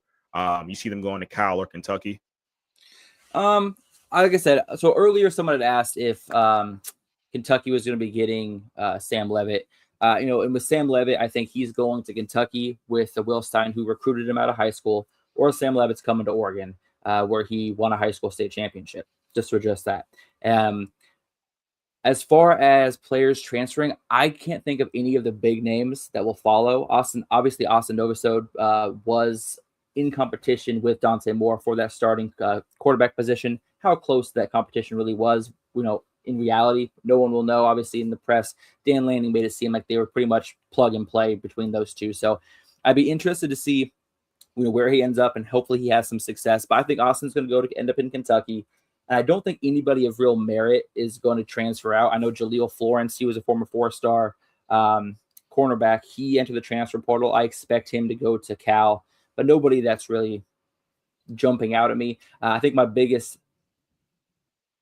a player that we're losing that I'm most upset over is Jay Harris. I'm a huge fan of Jay Harris, D3 Heisman winner 2 years ago. He never really got a chance to start for Oregon or really get a lot of carries. I think he had 107 yards this year, 1 touchdown. I wish all the best for him. But no, I love the transfer portal for what it offers players who aren't getting a chance to start at these higher end programs, not getting a chance to showcase what they can do. So I love the portal for that sake. It's just, it's for me, and I know I'm going off on a little bit of a tangent here. It seems like JMU. JMU lost 10 out of their 11 starters to the portal after a fantastic season. Like, how can smaller schools build consistent success when the portal makes it so easy for their players to just transfer out? It's just that, for me, that's the biggest issue I have with the portal. But to answer your question, Kachel, because I know I got a little sidetracked there. No, I don't think anybody in Oregon of merit is going to be transferring to either of the schools. The one thing I'll say about that, though, is that it's been happening, time and time again. Like Cignetti, when he left JMU, he took a ton of his players to Indiana with him. And so I think if you're a small team, you would look at, like, JMU is probably your kings to look at as far as who you should be trying to model your roster after. Because again, they lose, 10 out of their 11 start, or they lose 10 starters ultimately to the portal this year. But I guarantee you next year, JMU is at least a 9-win football team, because that's what they do. They got a new coach in as well. They had their coach is leaving to go to the Power Four. They lost Cignetti a few years ago. But every year, JMU is just consistently there. So, I mean, I think that is how you ultimately have to do things. I also look at Tulane on the other side. It feels like they lose somebody every year. They lost Mekhi Hughes a couple years ago, who was, probably the best running back in all of Group of 5 at minimum. And then this upcoming year, they're losing their starting running back this year as well to the portal. And, we see them keep having success there too. So I think it's possible to have that sustained success there, but it's really going to be all about the culture that you build there. And I also think that can kind of be a selling point for some people. I think it was the Nevada coach that said, if you come here and you're successful, you're going to be a starter at Oregon one day, or like something. It was something to that effect. So I do think that could be a selling point for people. It's like, hey, you come here, you do what you got to do. You scratch my back, essentially, I'll scratch your back. We go, we win a conference championship. We get a, playoff appearance. I have no issues with you going to decide to hit the portal and go somewhere bigger, because then I'll just bring in the next wave of kids, do the exact same thing. There is, 13 JMU players who went to Indiana. And then the following year, they made the college football playoff. That is a good culture. I can't argue with you on that. Bill, any final comments on the portal or anything before we kind of jump into recapping the 4 games from the weekend and then preview the semifinals? No, I mean, it's impossible to keep track of, but it's fun. It's stressful. I think everybody, if your team is done playing, you hope everybody that's going to declare is declared, and you haven't lost anybody major yet. Cottrell, you think there's any validity to the rumors Jeremiah is going to hit the portal? No. Not even thinking about it. Nope. I mean, it wouldn't make sense. It's everywhere. I agree with you. It wouldn't make sense, but where are you seeing it, Bill? I haven't seen that. It's the only reason that there's any rumors even happening is because they play Miami, and he's from Miami. And Miami's, obviously won the football game, but it wouldn't make sense for him to hit the portal, because if anything, like, if he hit the portal, it would make sense to go to wherever Heartline went if it was a big school. But Jeremiah Smith playing at South Florida, like, wouldn't make sense. Like, if Heartline had got a job at like Penn State or at Miami or at Florida, like, then I'd be like, all right, there's a possibility that happens. But to potentially be the greatest receiver to ever play at Ohio State, like he's going to have a chance with just an average year for his standards. Average year next year, he breaks every Ohio State receiving record. So I don't think he is looking to hit the portal based on like what's out there. All right. I agree. I would be shocked if he did. Well, I think that wraps up portal news. Obviously, next week we're going to definitely jump into more as players start to commit, as the crystal ball starts to kind of form, and we can start to get a picture of where players are going to be going. We'll obviously break that down for you guys next week. But let's jump into quick recaps of the 4 games from the weekend. Let's kind of go over those, and then we'll jump into the 2 semifinal matches, and then we'll kind of get out of here. Bill, where are we starting? I think we have to start on Friday night. I think, which is the big shocker. I think it's Thursday night. Sorry. I think we got to start with Ohio State, Miami. Cottrell, talk to us, my man. Talk Yeah, to us. I'll What let happened? you want to go. You want to go first or last there? Yeah, I'll go first. That's fine. Go ahead. I mean, I think the biggest thing that I looked at this game and I thought Ohio State had the advantage everywhere in the football game besides Miami's defensive line going up against our offensive line. And I thought that if they found a way to, neutralize them and get good protection, I didn't think this game would necessarily be close. And I was obviously very wrong about that, but I was right about the impact per se. Carson Beck had just over 100 yards passing in this football game. Miami did have success running the football, but they scored 17 points on offense. And so I think Ohio State's defense as a whole, you look at the numbers and it's like, whoa, Miami's numbers are higher than a lot of teams they faced before. I think this game was 100% won by the defensive line of Miami. And I say that not just because they were getting sacks on Julian Sand, but they were mentally making him uncomfortable. If you go back and actually watch that game, Ohio State called up some plays where they could take shots down the field and hit a, Carnell Tate or a Jeremiah Smith. And Julian Sand really wasn't looking for him because he was more so worried about the pressure that was in front of him. I think that Miami did a great job of being who they are. They sent 4. They weren't really blitzing because their guys were getting home. And then offensively, I said last week I thought Carson Beck was going to have a kind of Herculean effort kind of game to hang in there with Ohio State. When yet again he did his job, he did exactly what he was supposed to do. Handed the ball off, didn't have any turnovers, and I think that played a huge part in this football game here as well. On the flip side of it, I also think for Ohio State, this game was frustrating because I'm like, I think we're a better football team than Miami. But, like I said before, styles do make fights. And, I think Miami's defensive line definitely was a huge reason why they ultimately won there. But the reason why I'm not, after a couple of days to kind of sit back and really think about it, the reason I'm not like necessarily pissed about the outcome of this game is that before the year, I didn't have national championship aspirations for this team. I thought this would be a year where we were kind of reloading and things like that. And the way they looked during the regular season, it gave me a bunch of hope that we could repeat. And I thought there was, a ton of talent there. But at the end of the day, I am fully aware that you can't win the national championship every year. And if you can't win the national championship every year, you at least have to beat Michigan. And that's what we did. Bill, I'm sure, feels the exact same way after last season because he was with the team that couldn't win a national championship, but they beat Ohio State. So it makes that feel a little bit better, especially coming off a national championship. So the nice thing is you're going to have a ton of players coming back for this Ohio State team next year. Carnell Tate is leaving, but you got Chris Henry Jr. coming in. So I think they'll be right back in the mix next year. But got to give a ton of credit to Miami as a whole. They played a great brand of team football there. But that defensive line was absolutely incredible, and they deserve, a ton of that credit from that football game. Quick question for you, Cottrell. Do you put any of this loss on Ryan Day's first game as a play caller in 2 years? I say no because, again, just kind of watching the game back, I saw there were plays that were dialed up. The play right before the pick six, that they called the screenplay, Max Clare was wide open up the seam for a touchdown. Julian Sand didn't see him. He was too concerned with the pressure.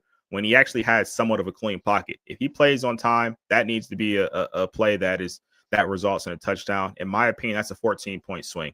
I also look at it where I saw other shot plays that were called where the scheme was open. Carnell Tate up the seam, like I mentioned earlier.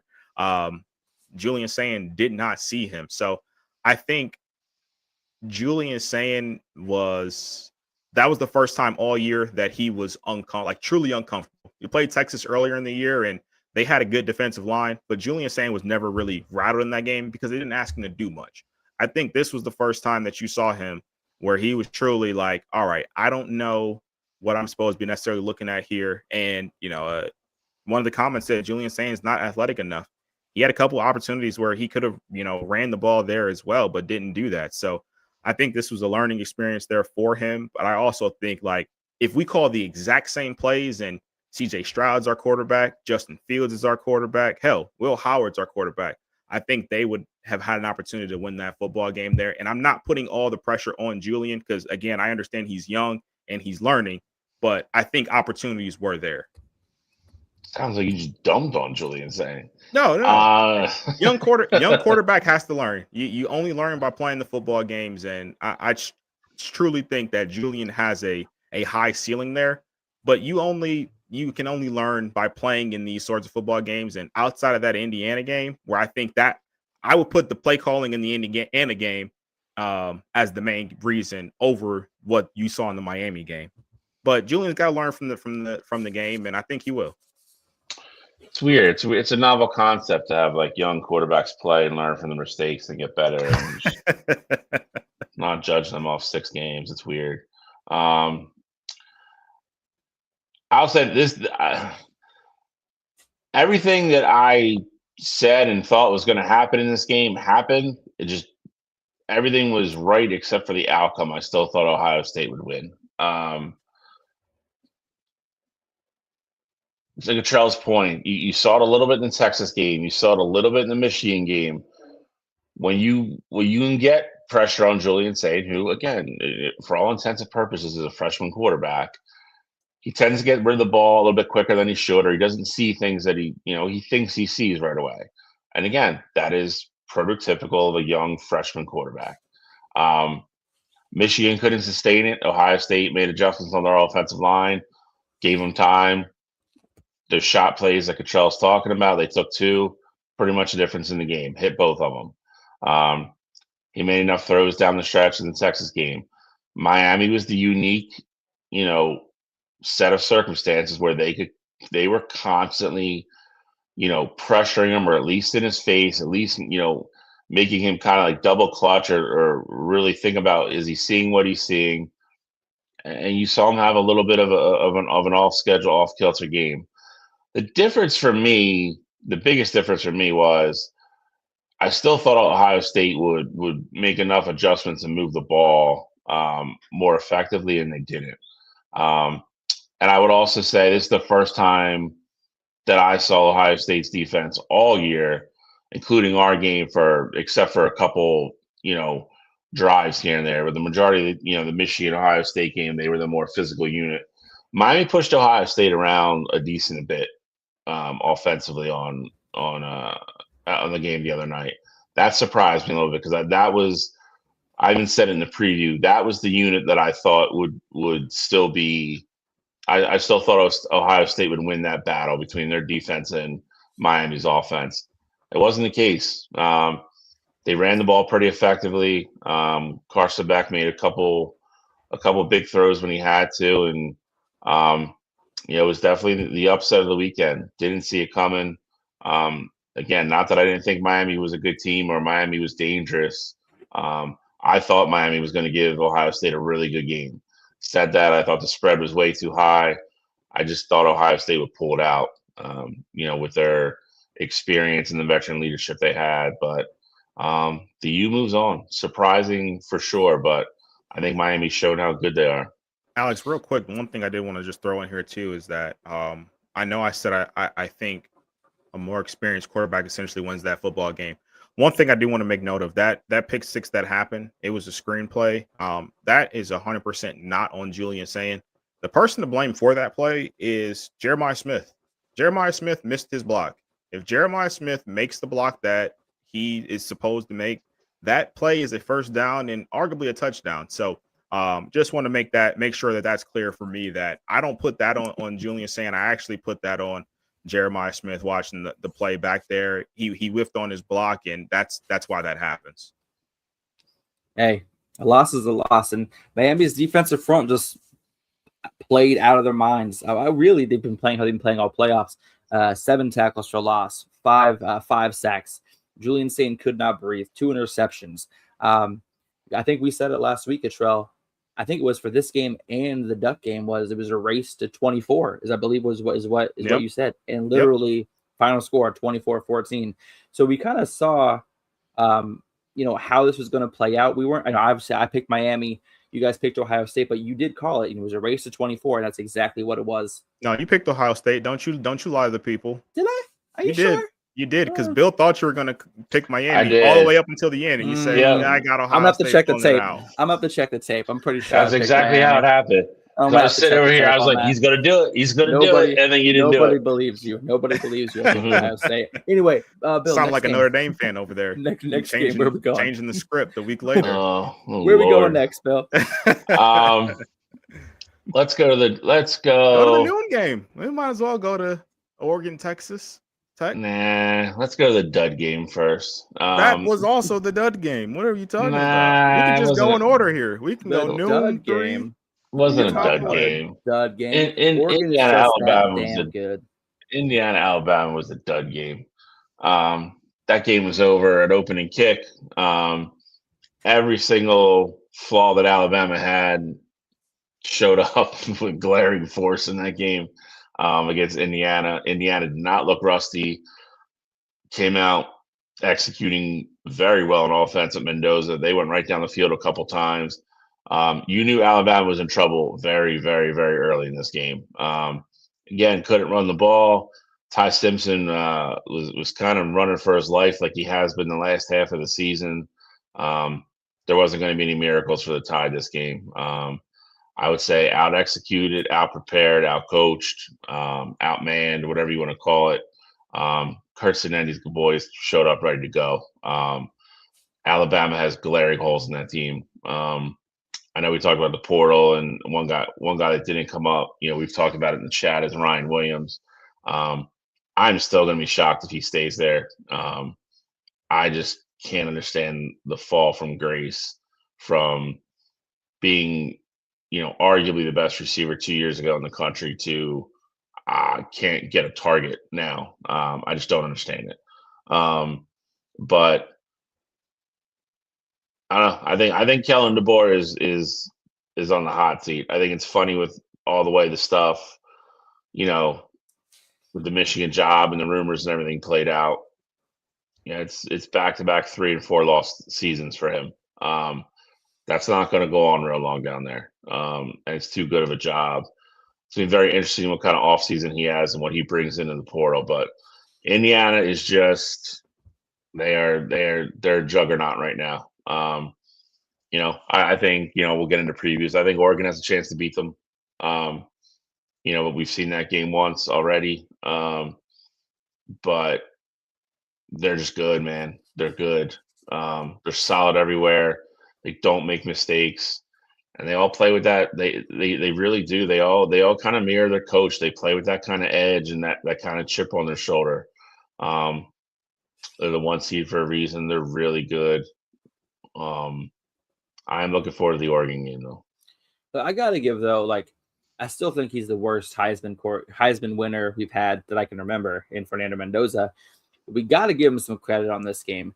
Alabama blitzed him a season high 12 times in that game. Mendoza was 8 for 8 for 161 yards against those blitzes. He had 3 touchdown passes with 5 or more pass rushers coming at him. Dude absolutely balled out. Whether that's Fernando Mendoza seeing the field well or Kurt Signetti scheming up the right play at the right time. Either way, Mendoza absolutely showed why he was the Heisman Trophy winner. Like I said, I still don't give him the credit I think he may deserve. But dude played his ass off, and I can't say anything negative about that. And Alabama kind of showed a lot of people that they are not that that top tier program anymore. I don't really know what to say. This game was kind of just like it said, just like people say in the chat. It was a dud. Cottrell, do you have any last comments on this before we kind of move on? My biggest question mark, I guess, is seeing how that Alabama team looked in that game. Not necessarily that they were outmatched or anything like that, but like the game against Oklahoma, they were down 17-0. They fought back. There was some, a sense of resilience, from that team. And this game against Indiana, again, I understand they were outmatched, but it almost felt like they rolled over and they didn't really care. Like it just felt like there was never a sense of pride in this game. Like even when Indiana was up like 31-3 or 30-3, whatever the score was, like there just never felt like there was a sense of pride from that group at Bama. And so my question to you guys would be, with that being the case there, do you think Bama made the wrong hire in getting Kalen DeBoer? Like, should they have gone with a guy that has experience in the SEC over the hot name essentially at the time in Kalen DeBoer? I mean, I don't know who else they would have gotten, I guess is the question. Dan Lanning said no. Sark said no. Sark said no. Yeah, I mean, the only person they could have gotten that would have been better at the time is Kurt Signetti, but the problem is that nobody knew Kurt Signetti was this good. Obviously, JMU, he had success, but we didn't know he would have this kind of success this early, this fast at Indiana. I mean, there's names out there, though, I think. Like, I'm not saying that they should have necessarily hired these people, but I think about people from the SEC. Like, I think about a Jimbo Fisher. Like, do you make that call potentially? Like, does that do anything for Bama for a couple years there until they find a full-time guy?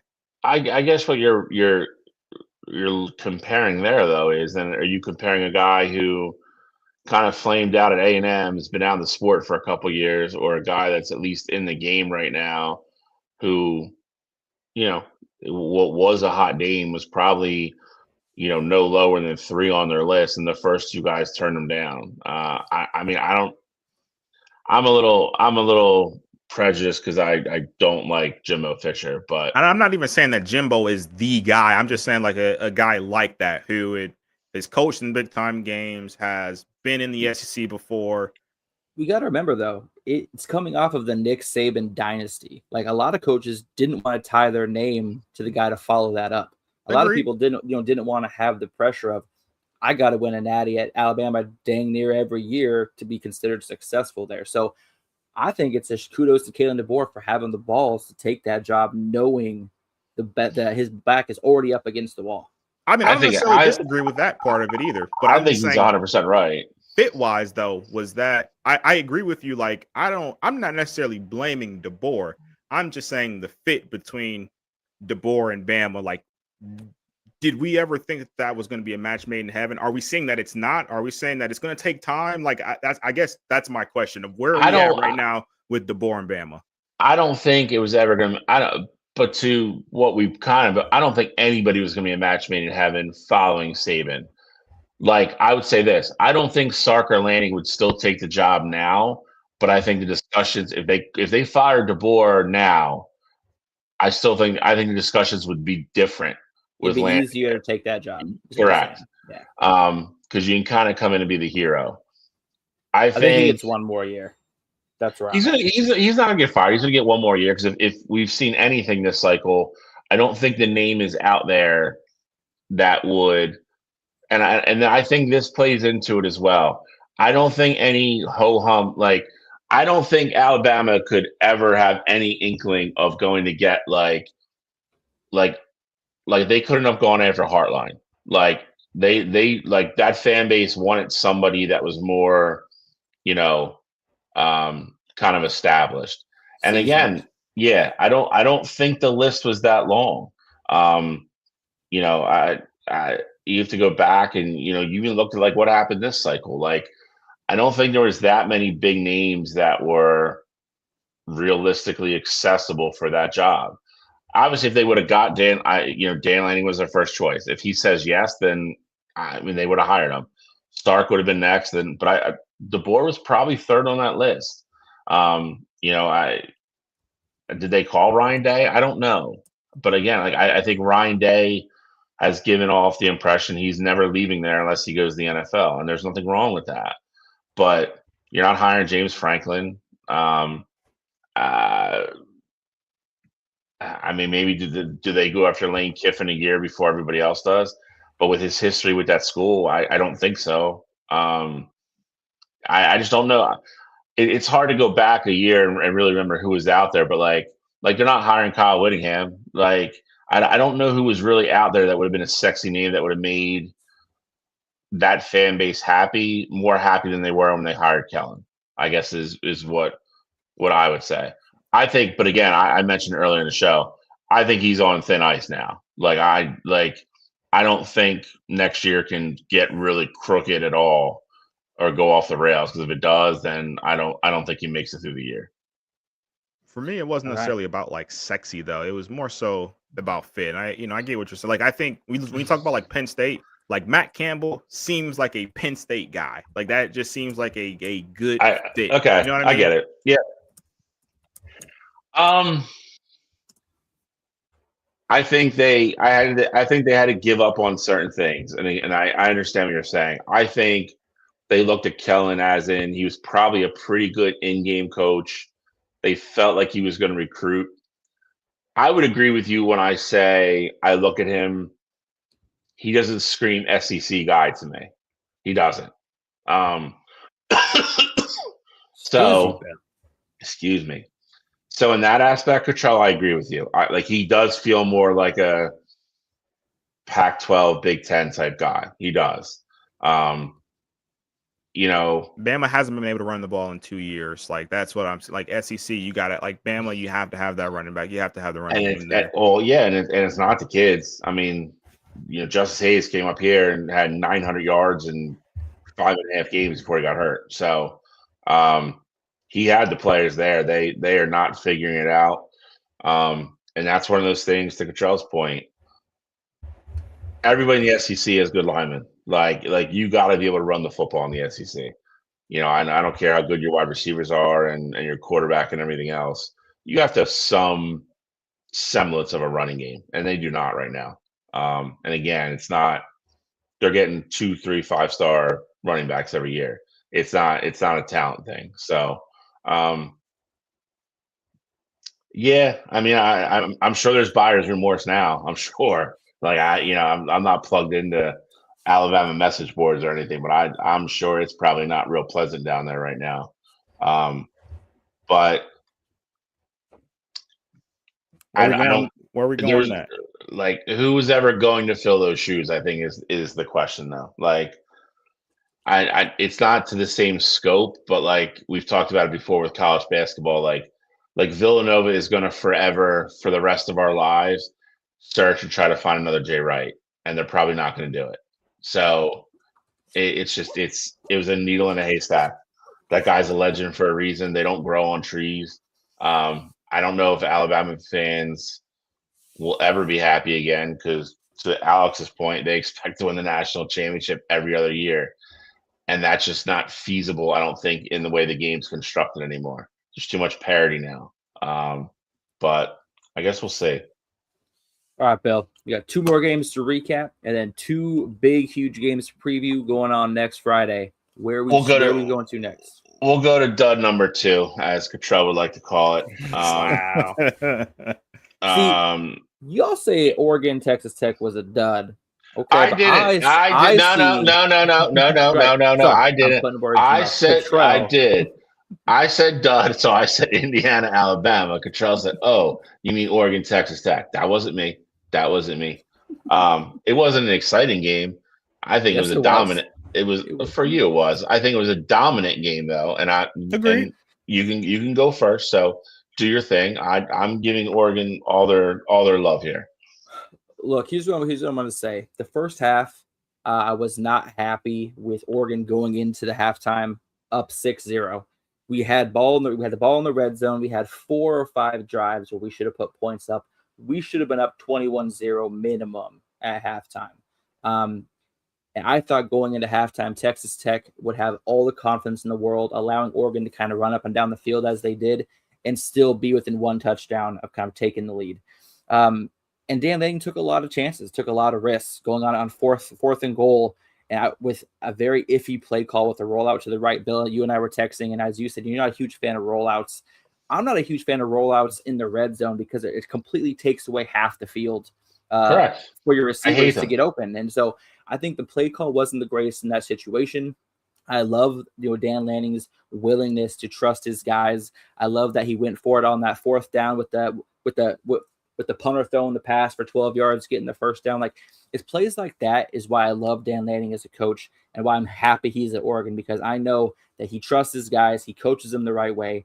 And like I said, this game is 23-0 at the end of the day, but as we know, this game was really, 15-0 before Oregon scored that last second touchdown. Texas Tech's defense, absolutely phenomenal. I came in here knowing our defense was going to do work against Texas Tech's offense. I completely underestimated Texas Tech's defense. So shout out and kudos to them.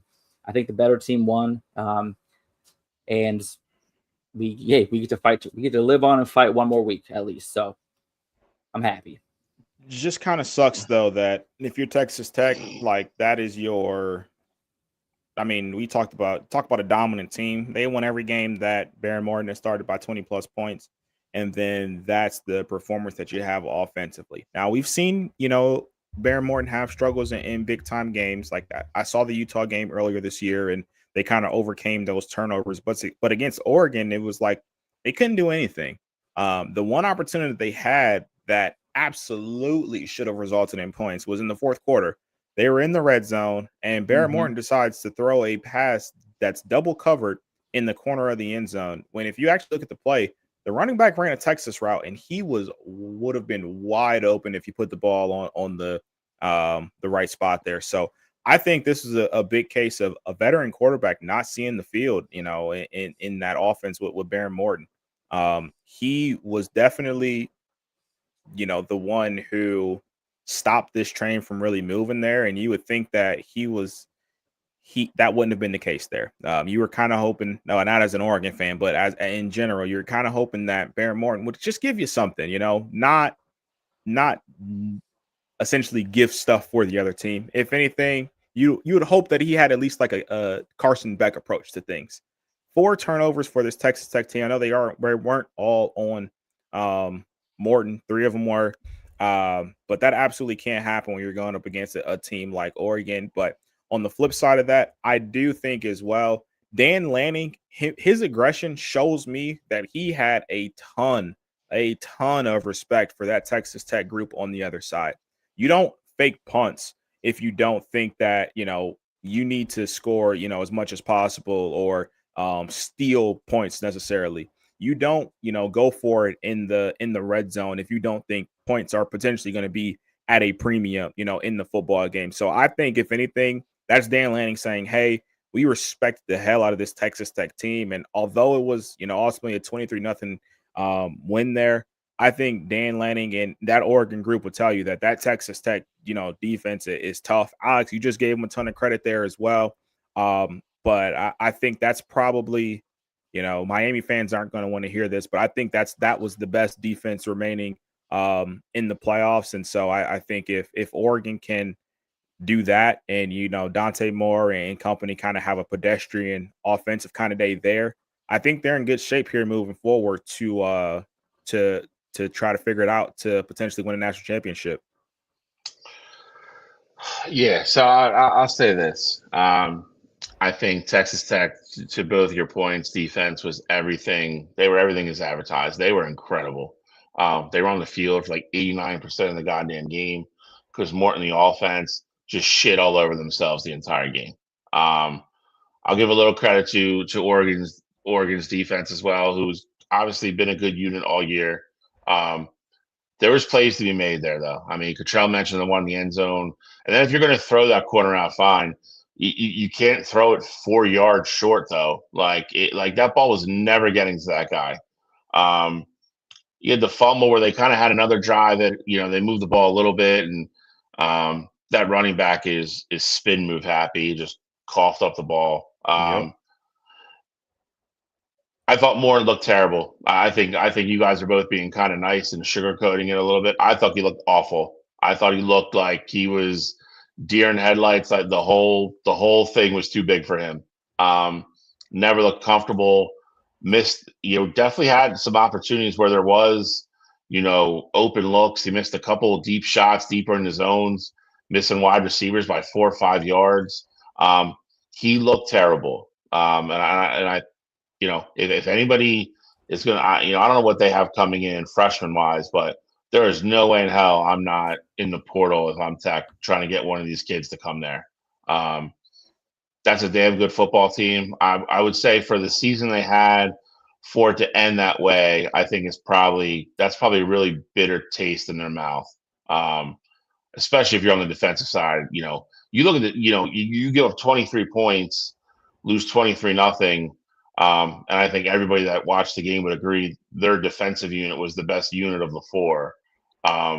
That probably hurts. Got to give Oregon credit. Dante Moore, made a couple really, really good kind of pro-esque throws when he had to. They ran the ball enough. And they were smart. They didn't turn the ball over really. Played a smart football game. I agree with Cottrell. I think Dan Laney came in with a more conservative game plan out of respect for Texas Tech's defense, but still aggressive enough to get points on the board and win the game. Oregon looked really good. I thought they played a good game top to bottom, 60 minutes all around. I think they missed. Yeah, T to B. Missed the one field goal. I will tell you this, Alex. I'm not as confident, I guess, in your kicker as I think you are. Atticus Sappington is a beast, bro. If it's less than 50 yards, it's automatic. He did it at Penn State. He did it at Iowa. He did it at Iowa. Never gets more than like halfway up the uprights. That's why I said if it's less than easy 50, block. he is automatic. We'll yeah, but it doesn't happen. It doesn't happen. Well, I mean, he missed one, but we'll see. I just love how you say that it was a conservative play calling game. When he went for fourth down, he went for it on fourth down 8 times. 8 times. I don't see conservative there. Bro, they weren't running flea flickers on fourth down. It was like 4th and 1, dude. They were doing pump passes. That's not a very conservative play call. I'm just saying. It's a fake punt. We gave them credit. You watch that tape back and then go watch one of the other games where they put up like 52 and tell me the same plays were called, because they weren't. I mean, if I watched the Iowa game film, I bet it'd pretty much be the same exact dang play calls. I bet you a lot of the routes were different. Maybe. They just again, they weren't going to let Dante Moore sit back there and A, get hit, and B, hold the ball for more than a 3 or 5 step drop. Then wanted the ball out, and that's if he was even under center. I think which was probably only a couple times the game. They got the ball out of his hand quick and out of respect for that defensive line. Iowa's defensive line was nowhere near that. So I would push back on that. I think, again, I'm not saying conservative in a bad way either. It was conservative in a good way to keep the ball, not have turnovers, and still be able to move the ball and win the football game. And sometimes you have to do that. You can't go out and score 52 all the time. Like if you have him drop back, and hold the ball for 5 seconds, he would have got murdered in that game. That's not how you're going to win that game. Different ways to skin a cat and beat Texas Tech. You got to be more methodical. And again, to Oregon's credit, I think they showed they could do that. So, because I think they're going to have a similar game plan against Indiana. So, very curious for that matchup. But we got one game left, then we get into previews. Ole Miss, Georgia, track meet, great game. Georgia went up. Was it 23-12 or something like that? And it looked like it was going to kind of turn that way. And then Ole Miss was just like, no, we're not done. There's apparently a very fiery halftime speech from Ole Miss's coach. Kind of just got down to the grit of it all. And they came out and played a terrific second half of football. Chambliss is that kid's a star. I think Gunnar Stockton played his heart out. He got banged up a lot. Yeah, he I thought did. that one shot he took was just brutal. I give that kid credit. I think he played a really good game. Again, Chambliss is just he's different. Again, and that just goes to show you. I mean, Cottrell mentioned earlier in the show, kid wasn't even Division One football last year. That's nuts. Ole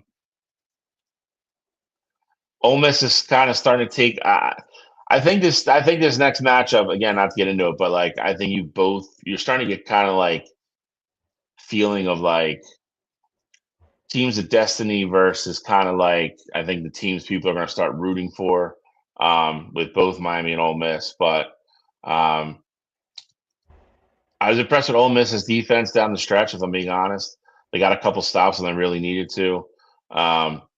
And then I think it was that like third or fourth call at the end of the game when they threw that kid on the fly route to pretty much ice it. Chambliss just dropped it in there. It was great. Listen to his interview.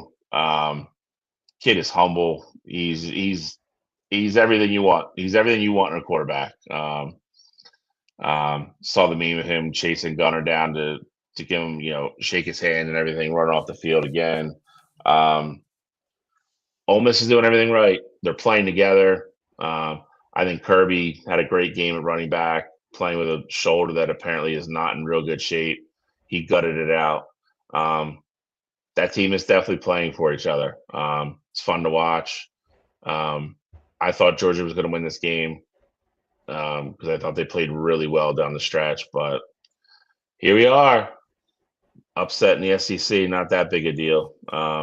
Ole Miss moves on. Obviously, it was a fantastic game. Reversed from the first time they played. Literally the exact same scenario, just reversed. It's kind of funny. And I'm going to make this short and quick. I love the precedent that Ole Miss set in this game. Alabama lost to Oklahoma earlier in the year. Alabama was able to rectify that by beating them in the playoff. Georgia beat Ole Miss earlier in the season. Ole Miss was able to rectify that. Oregon, Indiana up next. We're setting a trend. Cottrell, what are your thoughts on Ole Miss, Georgia, before we start talking about how Oregon's going to be the next national champion? Oh, well, I mean, I think the first thing here is that I will gladly I got to have something to take a victory lap on, and I will gladly take it with Trinidad Chambliss. I told you guys back in April that I thought he had a chance to be special, and I thought he was going to be a guy that could potentially be in the Heisman talks. I saw the kid play with my own eyes last year in the Division II national championship game, and he was absolutely incredible. So I always knew that, he had that kind of talent. What I will say, though, and I have a question for you after I end here, Alex. This Ole Miss group, I mean, talked about resilience earlier with Bama not having it. This Ole Miss group, man, it felt like they never gave up. Like, Bill mentioned the 21-12. I know that's only a 2-possession game there. But to know how the half ended, where it felt like it was bad clock management, where they should have been able to at least have an attempt to put points up on the board, but that didn't happen. Like, you can kind of think sometimes that kind of thing can start to fester, especially with the way Georgia's offense was, starting to move the ball downfield. Georgia also had the defensive touchdown there as well. Like, all the momentum was on Georgia's side, but Ole Miss came out in that second half, and like you guys said, it was a complete reversal of what had happened that first game. Ole Miss was the one that was putting up points down the stretch there, and Ole Miss was the one that went on the run to ultimately to end the game there. So give a ton of credit to that Ole Miss group there. I like what you guys said also about Gunnar Stockton. That kid is 100% belonging in the category of being a gamer. I mean, the hits that he took, it felt like every other play was absolutely incredible that he kept getting up from them, and not just kept getting up, but he was still rolling out, making plays, making throws on the run, still trying to run the ball, taking more hits. So I absolutely love seeing that, and you have to love seeing that if you're a Georgia fan there. My question for you, though, Alex, here real quick is 2 weeks ago or 3 weeks ago, whenever it happened, when they named Pete Golding the head coach, you said that Ole Miss had made a mistake. I know this is still fresh, but after 2 playoff wins, do you still feel that way, or do you see what Ole Miss potential could be with Golding at the helm? No, I think this is a Lane Kiffin coach team executing everything he put into place, and there's just a new guy calling the plays. That's literally the only difference. I think we won't have a solid idea about his coaching style and if he was a good fit until next season, where he gets the guys from day one through the end of the season. Then we're going to see what a team truly coached by him looks like. I think you can't throw away 6 months of coaching for Lane Kiffin and say that Golding is the reason they're having the success in the playoff. As much as you may like or hate Lane Kiffin, you just can't do that. He hasn't made this big of a difference in 3 weeks, 4 weeks. So I think we're not going to have a true idea if it was a good hire until the end of next year. So you're not giving him any credit. You're not giving him any credit for keeping his team together. No, I think they're running on emotions, adrenaline, and eventually they're going to run up against the buzzsaw and bring them back down to earth. And it could be this Miami team. So, bro, your Lane Kiffin loyalty knows no bounds. It's not about Lane Kiffin loyalty. It's about being realist, being a realist. It's like saying that I get a new job and everything I've ever learned from every previous job just goes out the window and I only know what my new manager teaches me. You know what I mean? Like it's not. But Alex, to the flip side of that though, to the flip side of that though, I think your main concern with Oregon was, oh, well, my coordinators got new jobs and now they're going 50-50 between, their new job and doing their duties at Oregon. And those coaches are still in the building and you're concerned about Oregon looking different. Well, Lane Kiffin is no longer even in the building anymore.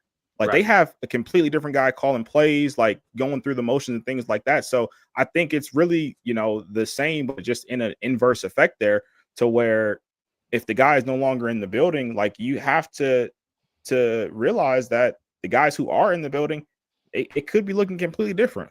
But the schemes aren't different. The schemes and the plays are still the same. It's just the order they're calling them and the prep is a little different. To your work comparison though, like you're taking bits and pieces and of everything that you learned before, but then you go to this new job and then you get this new manager and this new manager puts it all together for you and brings it all out of you and makes you successful. You don't give that guy any credit.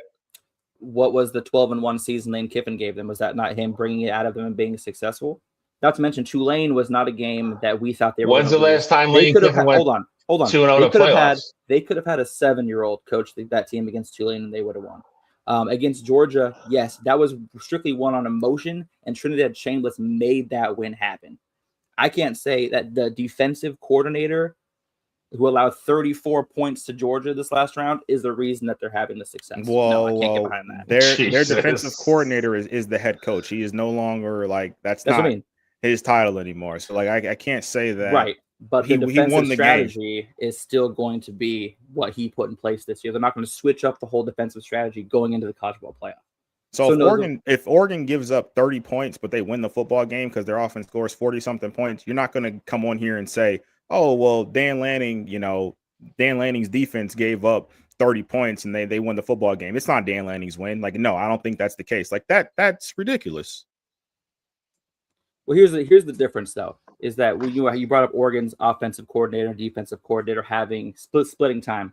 The difference is that our future offensive and defensive coordinator are already in the building, and they've been in the building for the last 2 years. So there's some continuity and ability for us to allow them to kind of do their other coaching jobs. But no, like I said, you're back to your main question, though, was do I think this was a good hire? I cannot definitively answer that question until I see a full season start to finish with him at the helm. Which is fine. As far as this Ole Miss season, it is running on straight adrenaline and straight trying to prove people wrong. That's what this run is about. This is how underdog stories are created. This is literally probably going to be a movie. If the Ole Miss wins the national championship, this is going to be a movie in 20 years. Guarantee it. I will say, though, the original question was not, do you think it was a good hire? My original question really was, do you still think it was a mistake to make the hiring? Right, which is the exact same question. No, it's not. No. It's not. Because it being a good hire, it could still be, the jury's still out. Was it a mistake to hire him? That was we won't know until I see a full year. Same exact answer. Okay. Because like I said, all of these players were coached the entire year by Lane Kiffin. So you can't say they forgot everything. So we need to see a full season with him at the helm. I'm just saying they lose to Georgia when he's there. They win without him. Coincidence. Oh boy. Quite the coincidence. All right, let's go. All right, let's go to previews. We gotta go. Jeez. I can't. I Perfect hate the segue. fact. Perfect I hate segue. I hate the fact that Lane takes up any time on this goddamn show as it is. I guess we're going to the Fiesta Bowl. VR Bowl, Fiesta Bowl. Ole Miss, the Lane Kiffin Orphans versus Miami Hurricanes, and Alex's favorite coach, Mario Cristobal. Oh, Dude, God. this should have been like your favorite game ever. You had Lane and Mario in the same game. But Lane's not there. I know, because he quit because he's a punk. He's a rich punk, but yeah, I get what you're saying. I don't care. Punk's a punk. This is what, in Arizona, I'm assuming? It's usually where it is. Yeah, Yeah, I believe so. It's usually in Arizona. This is a tough game to pick if I'm being 100% honest. I know which way I'm going, but I think this is going to be a battle of Miami's offense versus Ole Miss's defense. I think if Miami can run the ball, their biggest goal should be to keep Shamus off the field. They get those long 9, 10, 11 play drives, not give Ole Miss a bunch of extra possessions, let that defense, especially at defensive line, get after him. I think they have a real shot. If they turn the ball over, if that defense for some reason doesn't show up this game, I think Shamus and Ole Miss and company can run right through them. I think this is a very intriguing game. Again, we talked about the coaching. Mario Cristobal's been around for a while. He's responsible for some wild decisions that didn't go well. But he's a veteran coach. I think you'd still probably have to give the edge to him in this game. How do you guys see it? What do you think? Where do you think the advantages are? Who do you think wins? Be curious to see where both. I know who Alex is picking, but be very curious to see how Cottrell sees this. Well, I mean, I think ultimately, just kind of looking at it, like the matchup that you're looking for is, for me at least, Miami's defensive line versus Ole Miss's offensive line. I will say this game will look different than what the Ohio State game did because Trinidad Chambliss is not afraid to utilize his legs there. They also have a more dynamic running back than what Ohio State does in Kewan Lasik. So I think for me, it's going to be how uncomfortable can Miami's defense make Ole Miss's offense. And ultimately, I think Trinidad Chambliss is an absolute gamer. I think this isn't going to be another one of those low-scoring football games here. I think Ole Miss will have the ability to put up points in this football game. If that's the case, Carson Beck's better be ready to play. Fletcher better be ready to put points up on the board there as well. So I think that as long as Trinidad Chambliss does not turn the football over in this football game, I think Ole Miss is going to be in a pristine spot to potentially go out there and win it. So I like Ole Miss to win this one. I'm going to go 27-21. I think this is going to be a very exciting football game. And I think, Trinidad Chambliss keeps that story rolling. And I will want to say, I do want to address one comment here. This says, they sure as hell needed his coaching staff and players, but sure, bro, Lane's a punk. So you're right that they absolutely. I mean, they need a coaching staff to go out there and be with them. They need those players to go out there and be on the field. The main point, though, is that they don't need Lane. It's an addition by subtraction. So you're right. They do need all those things there, but they don't need Lane. And that's been the main point. And they keep winning football games without Lane being in the building. So they don't need him. Boom. Well, let's just say they didn't win at all before Lane was in the building. Now they're having success continuing on with what he has been able to coach into that team. No one is arguing that Lane didn't change things at Ole Miss. Like that, I would never make that argument. I'm just saying, I like where he's coming from. I like it a lot. And I agree with him. They just don't need Lane. What's Lane's record in the playoff? Technically 2-0, I guess. No, he's not the head coach right now. He's a coach. He's getting paid like he is. So as far as I I'm concerned, don't care what he's getting paid. What Anyway, he has to coach a playoff Miami, game. since Cottrell had to go backwards, we're going to go back on track since we're literally at 9 o'clock right now, or noon, or 11 o'clock East Coast time. Ole Miss, Miami. Miami hasn't allowed more than 19 or 20 points to a team in 6 straight weeks. And I think that trend continues this week. I think that the pressure they've been able to put on the last 2 teams they've played, obviously with Ohio State as well as Texas A&M, and not to mention Carson Beck is by far the most experienced playoff postseason caliber quarterback in remaining in. Yeah, sorry, I can't talk today, in the playoff. So I think mixed with Carson Beck's decision making, he's been making great decisions the last 2 games, not turning the ball over, not making risky throws, not allowing the opponent to get into good field position, as well as Miami's defense and their tenacity and ability to not allow 20 points or more in, like I said, 6 straight games. That ball is going to continue to roll this week. I think Miami wins. I think it's going to be a 24-10 game. I think Ole Miss finally comes down to reality this week. I like Ole Miss. I think that they had a fantastic season, but I think Mario Cristobal, even though I hate him, and Miami are going to make a trip to the college football national championship after this week.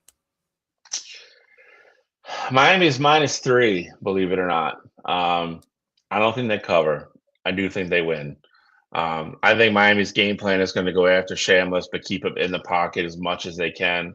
I do agree with Cottrell. I think he will get out at certain times and make plays with his legs. He's too dynamic not to. You're not going to keep a kid like that contained every single time.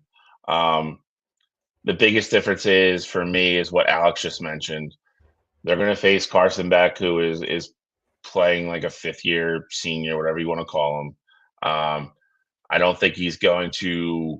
I think Miami's offensive line is going to protect him.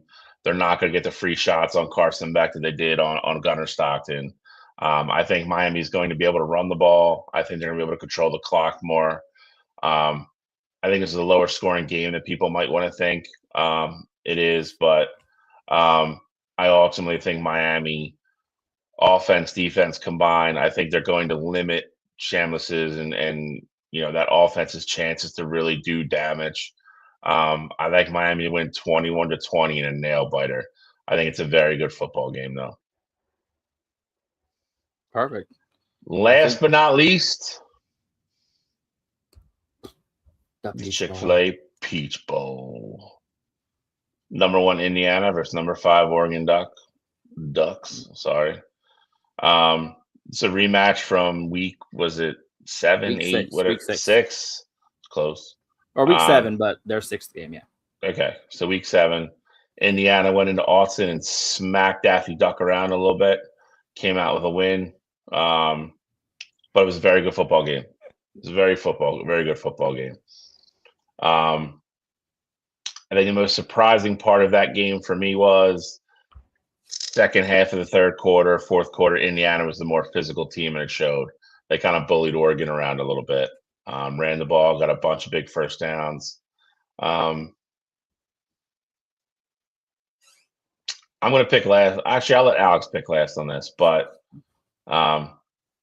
heads tell me one thing, hearts tell me the other on this. So go with the heart. Always go with the heart. You don't know which is which, Lane. I don't. Cottrell, how do you see it? I mean, I think this is a game where, the more things change, the more they stay the same. I think that first matchup with Indiana and Oregon, you saw Dante Moore I'd argue that was probably his worst game of the year. He had the 2 interceptions. He didn't look confident throwing the football. Oregon struggled to run the football with sustained success in that matchup. And I do think Dan Lanning is going to put an emphasis on trying to change that. So I do think you may see more of them trying to scheme up plays, whether it be more screens or just plays to get Dante Moore in rhythm so that he can have that confidence against this Indiana team. I do think this time around defensively, though, you will see Oregon have more of a concerted effort to stop Indiana rushing the ball. Bill, you brought up a good point there about how Oregon, gave up the chunk plays in the run game in that first matchup. I do think you will see less of that, but at the end of the day here, I think Indiana is just going to be too much for this Oregon group. I think this is a close game as well, but I like Indiana to ultimately pull it out. I do think it's going to be a turnover late from Dante Moore that cost the Ducks a chance to advance here. So I'll take Indiana. I'm going 28-24 in another really close semifinal game. All right, I'm ready to pick. You want me to go or do you want to go? No, I want you to go. Oh, you want I me want to you go? to hear. I want to hear you say Oregon. I want to hear you say it, Bill. Don't let me down. All right, so the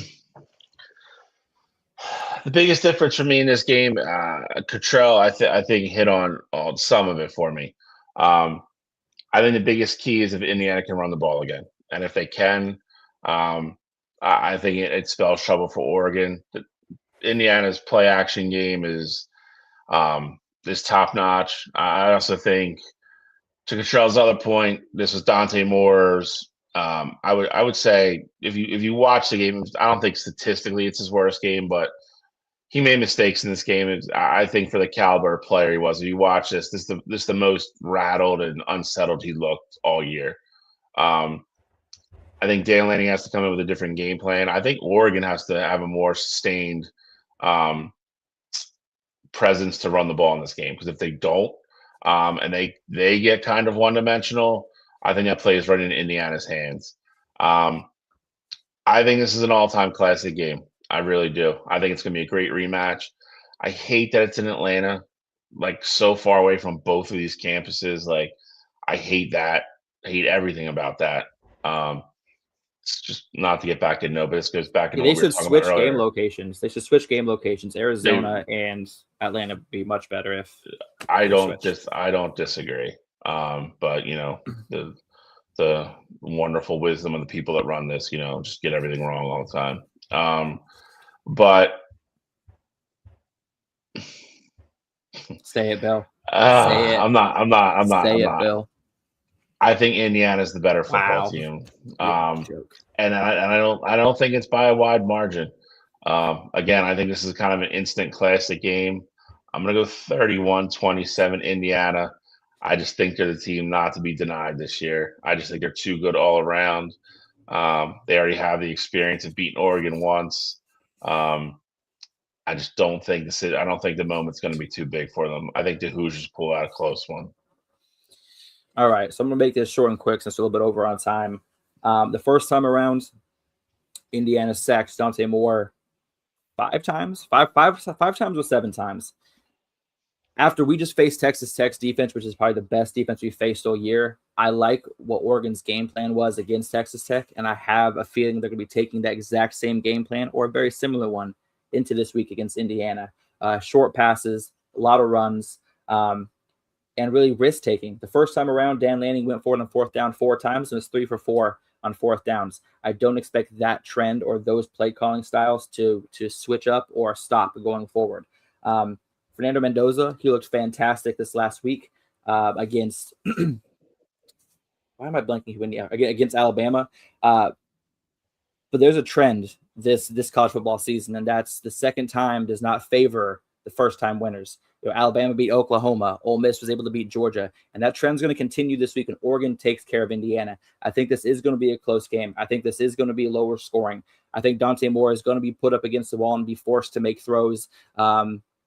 That proves that he's NFL ready. And I think that he's going to step up and do it. Kenyon Sadiq, he's going to be the go-to receiver. DeCorian Moore, now that he's got 2 games under his belt, I think he's going to be a focal point. Malik Benson is rocking at an all-time high right now.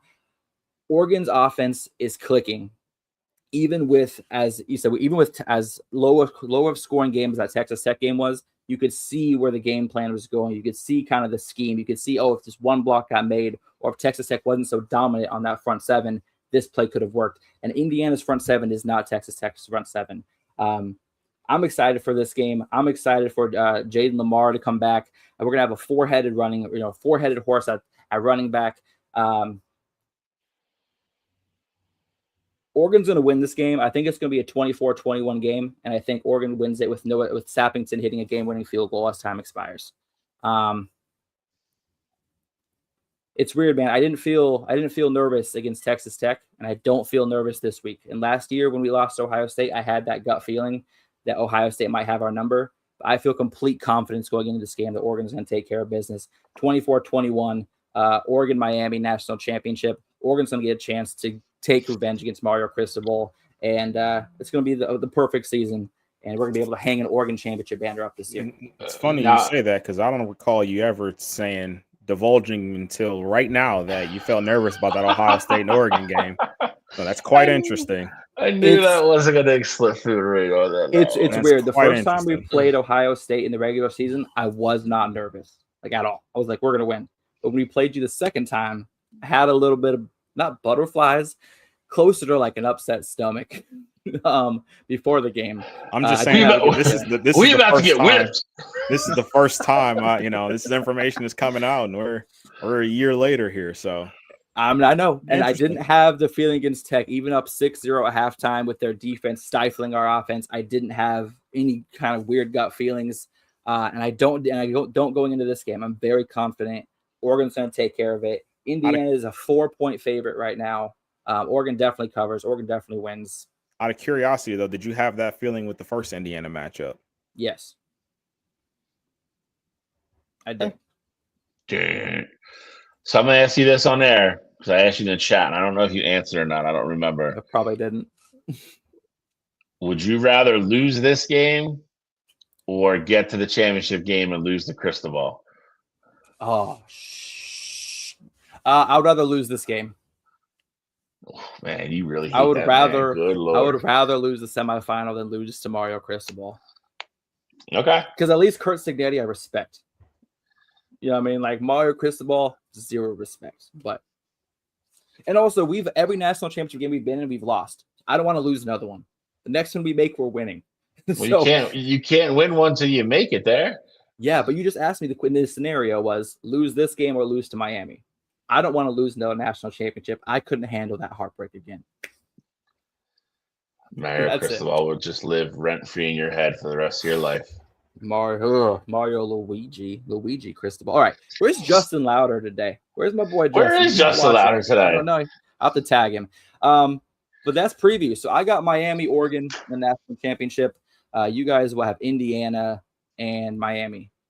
Yes? No, correct. I got Indiana, Ole Miss. That's right. You got the Indiana, Ole Miss. The two teams of destiny, baby. I got Indiana, Miami. All right. Well, let's skip that subject and let's take a look at the quick mountain.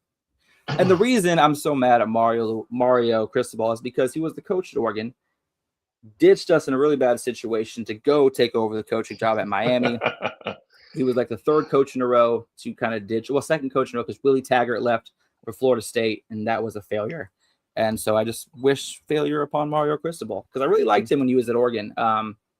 His presence, his play calling, his recruiting, I really liked him here. And when he left, it just didn't put us in a good position. So that's why I have a little bit of a hate towards him. Don't forget about Chip leaving you high and dry. Deep emotional scars. Chip did a lot. Chip left for the NFL. That's different. Okay. All right. Hey, we at least made green boots. Talk about disaster. Green boots is higher. Green boots is where they are now. It's like you're almost there. Like you're gonna make it or you're gonna die. Nope, and we made it. Two of these. No, you're dead. Two of these teams are gonna die. Right next to them. That's poor editing. That's my bad. Last four remain. We are officially at green boots level though. About 1,000 feet to go. Two teams are gonna climb it. Two teams are gonna fall off. We'll see what happens. Been a hell of a year so far, though. I expect the semifinals to be nothing short of the same. I think both games are going to be really good football games. Physical. I think they're both going to be lower scoring than people think. But I think they both have the ability to be really, really good football games. Any final thoughts, gentlemen? I got nothing, man. Nothing at all. I know it's hard to have. There's nothing to say like when both our teams are out. Sucks. Alex, you're the only survivor. Only good thing is this will be the third year in a row we are guaranteed to place a Big Ten team into the championship. Look, actually, really quick. Hold on, Bill. Go ahead. To the chat. I can be mad at whoever I want for whatever reason I want to be. If I want to be petty, I'm going to be petty. But no, so Mario Cristobal was Wait, a is that his fantastic alma finisher. mater? Wait, Yeah, I didn't know he that. went to Miami. Yeah, he went to Miami. Oh, Miami was. you don't Oh, have a come gripe. on, bro. What? Why do you think I never mentioned it before? Because I knew y'all were going to jump off my side. But so if you ask any Oregon fan, the hate for Mario Cristobal is real.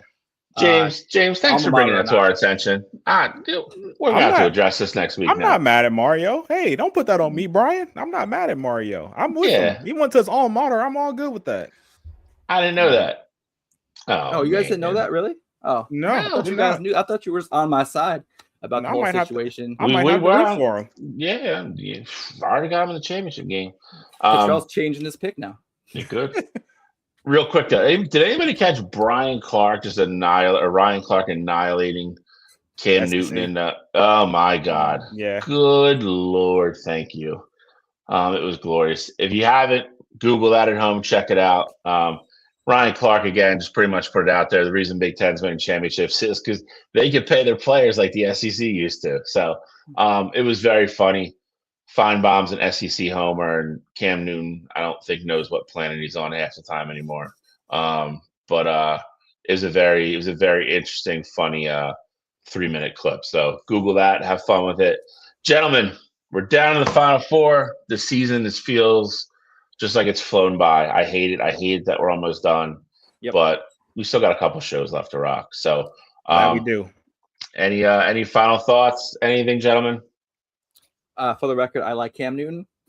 So I don't know if that's a surprise to anybody. No, my like for Lane Kiffin. No, not at all, actually. But no, my last closing thought is, hey, if you guys are in the chat, please like, follow, share. Our network, Wire to Wire Sports Network, has shows 7 days a week. We are on every Saturday, 7 a.m. West Coast time, 10 a.m. East. Wait, 7 a.m.